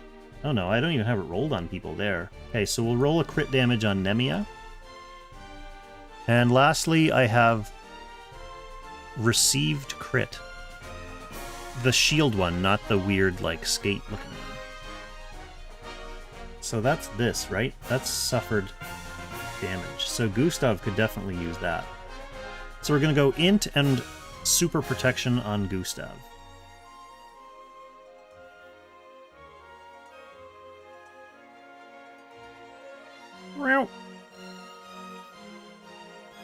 Najin, actually, you know, that's a good point. I'll walk through my spreadsheet after this, after I do my rolls. So we have 2 rolls to make on Gustav. Where are you at, Goose? You should be close to the top. Oh no, I took all your gear away. Sad Goose. Oh, this is the other thing that's going to scare people, is I'm making these rolls on Demon Goose. Sorry, but you're staying as a demon. You're staying as a demon. No improvement to int.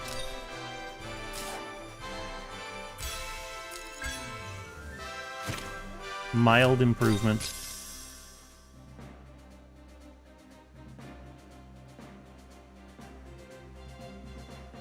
And we were going to do Maiya as well, weren't we?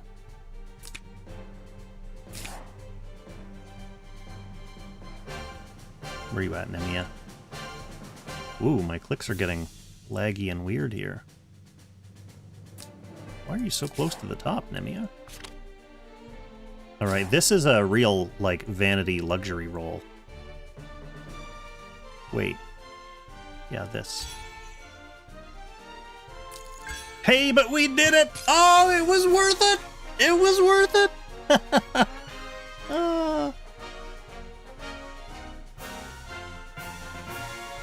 Okay, we'll mark that in the spreadsheet, and then I'll take y'all for a little brief tour, since I love my spreadsheet.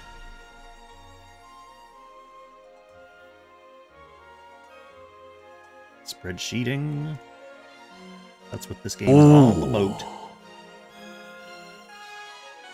Okay, that means Maiya now has 99.1% of her total possible arena stone stats.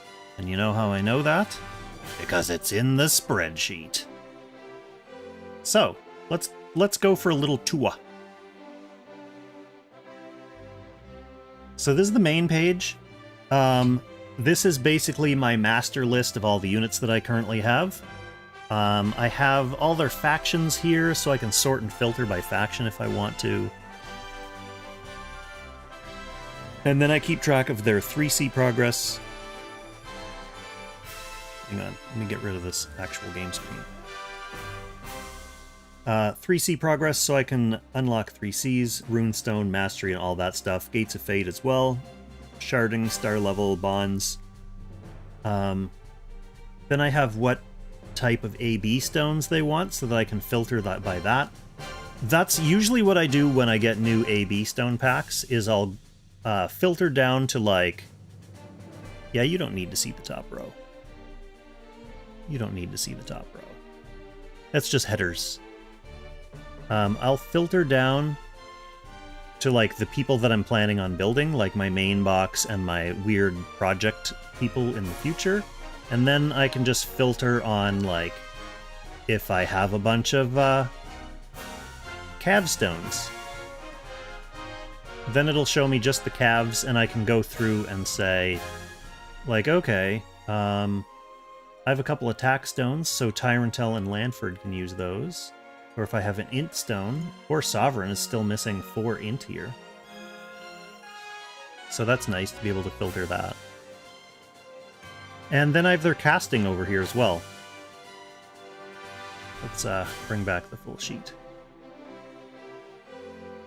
Najin, you really want to see that top row? Oh my goodness, here, let me just drag this down.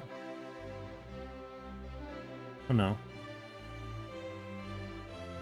I must have it cropped. Well, that's too much for me to get into, so... Anyway, it's just headers. Trust me. Yeah, then I have their casting over here as well, to keep track of what everyone's casts are, and everything's color-coded so that I can see it at a glance. Oh, that actually looks kind of cool with you guys off the chat off on the side of this nice black section here. What else do we have? I have kind of a weird-looking scuffed way of tracking my Gates of Fate. I have basically like a calendar, where I have all the dates down the side, and then I put in the characters that I'm currently sharding each day. So you can see right now we're like 26th. So I just put in like the number of shards that I get for each character each day, and it keeps track of like what star level they're at. This is how I do all my sharding plans. So you can see my plans going forward. This is the first day of Apex playoffs, I believe, if my math is right. So I have that set or highlighted, so I'll use my rainbow shards on like Tyrantel and Emir to start the playoffs, so you can see like who I'm planning on building up. I also have my summons tracker on the next page, which is where I keep track of all the characters that I've summoned, whether they were on banner or off banner, So this is my total number of summons that I've done, the total number of SSRs that I've gotten, and then it calculates my rate for me. 1.8, which is about the average summoning rate in this game, because the 2% rate is a lie. I also keep track of my current pity here, so we can go down to like the recent stuff and see my last 3 SSRs have been on-banner pities. So I got Virelia in 100, I got Celica in 100, I got Emir in 100, and so forth. Lots of pities in a row. Next page is a little bit of a scuffed one because I don't keep it up to date. I go in and tinker around and use it when I want to like plan something, but then I leave it and let it like go to crap. So it's my gear page. This is not every piece of gear that I have in my account. It's just the gear pieces that I have set for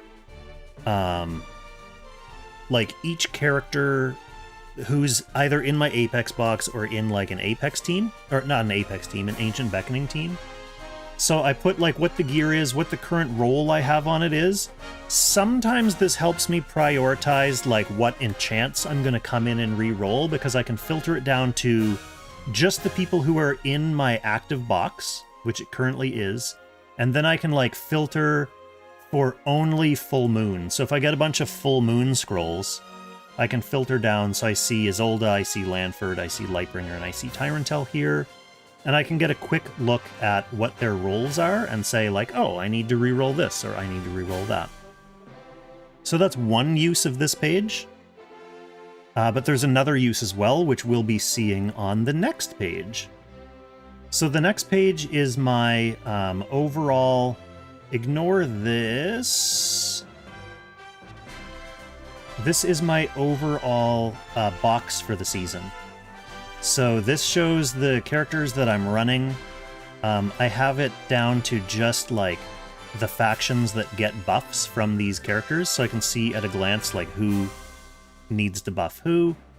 This is just a little summary of their roles. This pulls in automatically from the first page. So as I go in on the first page and update people's stats, like I did with Nemia after I rolled her stone, it automatically updates this on this page. This helps me see, like, at a glance, if there's someone who's lagging behind. Like, for example, Nemia, her AB stone rolls are still only, like, 97.95% of max, which is just disgraceful. Just disgraceful! So when I get more AB packs, maybe I'll choose to reroll some of her stuff. Now, this also automatically pulls in the gear set that I had in the last page that we were just looking at. So if I want to... I have an easy glance here at like what gear each of my characters are using. And if I want to update this, I just go back to my gear page. You see these are like database keys basically. So I can change what this gear piece says and it'll automatically reflect on this next page. And this again helps me basically to prioritize who I need to re-roll if I need to re-roll anyone. So you can see it automatically calculates my total attack plus flat, or my total int plus flat. And like I was saying during those matches, I don't really have like great rolls on my characters. Even though I've been enchanting since day one, and I've been playing Apex since day one, a lot of my characters don't have like in the 30s for their rolls. So this is another place where I'll come and see if I get like a bunch of clock scrolls. I'll come in and say like, okay, we've got Andreo's 32.7, he's probably fine for now. 30 plus 31 on Emir, he's probably fine for now. And I can keep little notes here if there's like a particular piece on that character that I want to re-roll. And this is then the summary of my casting. So everyone in my current box is 10 cast. The next page is kind of a neglected one. This is basically just my gods, covenant stats. So I have like, just for reference purposes, this is like the max stats that are available on each god. And then hidden down here behind you guys, behind the chat, is the roles that I currently have on the covenants. This is a little bit neglected because I find this is not super helpful. Like, it's not really easy to come in and eyeball this to help me decide like which covenant I want to roll new stats on. And part of that is because rolling covenant stats is pain. Like, getting any improvement to covenant stats is ridiculous. Okay, the next few pages probably won't interest many people because it's my Ancient Beckoning prep pages. I've got... this is basically like gear sets, or the gear that I need for Ancient Beckoning. So I first started this page because Ancient Beckoning gear sets are quite unique, most of them being Blazing Sun and stuff that doesn't have a lot of crossover to other stuff. So I looked at each meta run, what every character's using for gear, and I basically made a big list of it. And that allowed me to mark off, like, if I have that gear, or if I still need to make one. So you can see over here, kind of under my face, I have these red, like, note to acquire. They're all beside Apostles of Doom, because I have no Apostles of Doom right now. So I can filter these by the individual fight, so if I'm planning on doing Hugin and Munin right now, I can just filter it down to Hugin and Munin. It shows me the gear that I need to equip on my units while I'm preparing to go into that fight. So I do have all my Hugin and Munin gear, but this is kind of expired by now because I haven't updated it for the new meta runs. I also have an overall Ancient Beckoning screen, which shows the characters that get used in each fight. So again, if I wanted to do Hugin and Munin, I would filter this down to just these characters, and that would help me see if there are people that I need to bond up. See, I'm already planning for the future for this one because I have Enya and Xion in here, who obviously have no bonds and no casting because they don't exist yet. And then I have Ancient Beckoning Notes, which is just, I keep track of my current score, what my current rank is, and links to videos that have the most up-to-date meta runs, so I can refer to those videos when I'm going to go and do my Ancient Beckoning runs. I have a really old tab here for enchants, and this is basically just all the enchants in the game and who my priorities were for each enchant, but this is super expired. Like, I haven't updated this in 3 seasons, so you don't need to pay attention to that. I have a schedule tab, which basically just shows the days of the week and each, like, thing that's happening on that day. So, you know, what Anarchy it is, what Dragon it is, what Eternal Temple it is, what Ways of Laws it is. I don't really need this for myself, but sometimes I do, like, copy and paste it into Discord in case people are asking, like, oh, when can I do Phoenix? Or when can I do, like, whatever? And I just look at this, easy. Yeah, for SP unlocks Ozma, definitely. Finally, I have my Freekong tab, which is a tab that I believe will be beloved by all. This shows all my Freekong characters, and this one looks a little bit esoteric because it's kind of low on actual numerical or statistical details and high on, like, color coding. But this is all the characters that Freekong has. These are the SP characters, these are the SSRs, these are the SRs, and these are the Rs. And then I have a column for basically the stuff that you can do to characters. So this is casting. I just put, like, what their casting levels are currently at. As you can see, almost everyone is 5 cast. There's just 1, 2, 3, 4, 5 people who are waiting on accessory stones to be able to get their 5 cast fully done. And if the color is the same background color, like Bozel's background color is black here, that means I have his center cast node unlocked as well. These ones don't have the center cast node unlocked yet. Some of them because they don't have it yet, and some of them because I don't have their unique equipment. So getting unique equipment is actually quite a bottleneck for Freekong because I don't get tons and tons and tons of controllers. Part of that is because the account is newer than my main account, so I have, like, a couple years less of events that I've done. And for the first, like, long time of Freekong's life, he was not strong enough to do the event battles after the 1 and 2.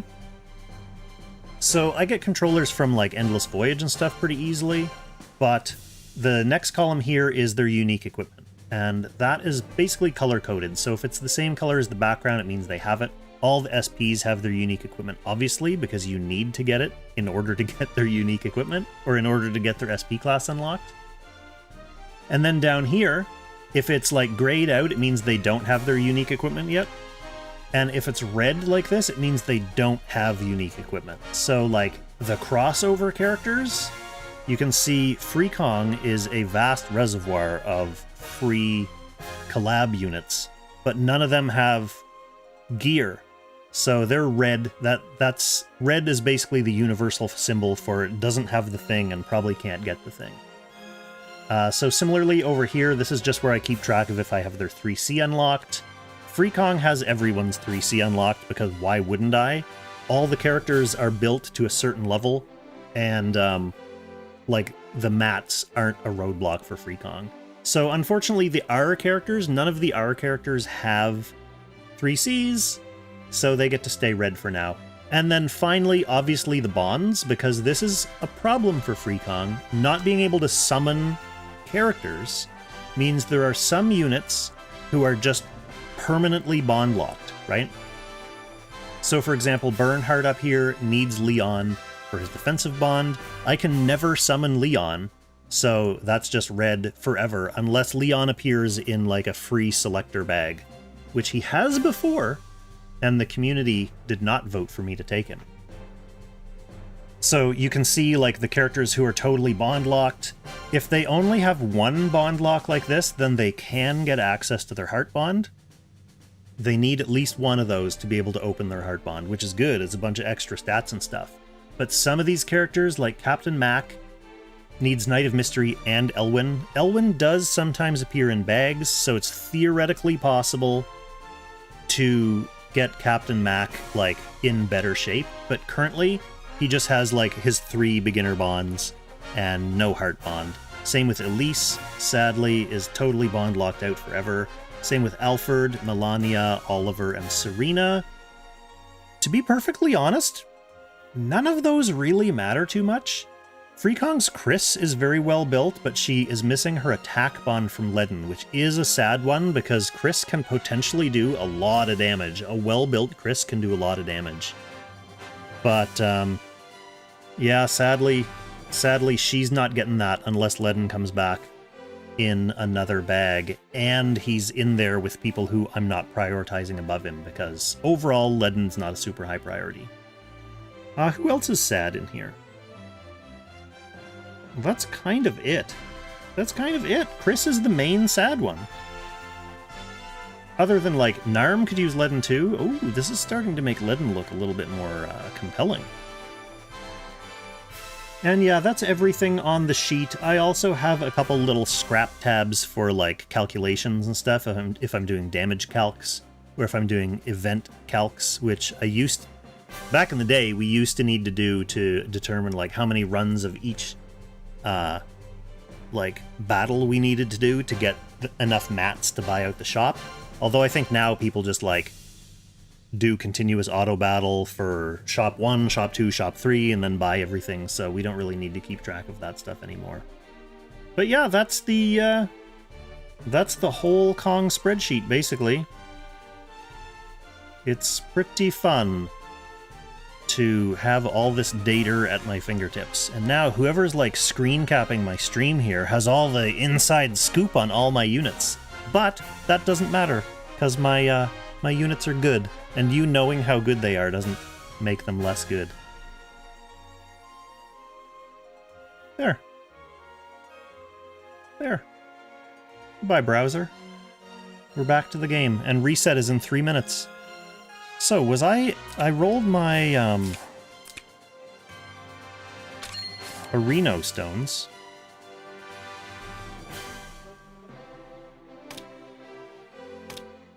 But I got some scroll packs. I don't think I'm gonna roll scrolls. No, I think I'm done rolling. We'll just wait till reset. I think I'm gonna wait for reset in bed. No need to put you guys through any more heartache.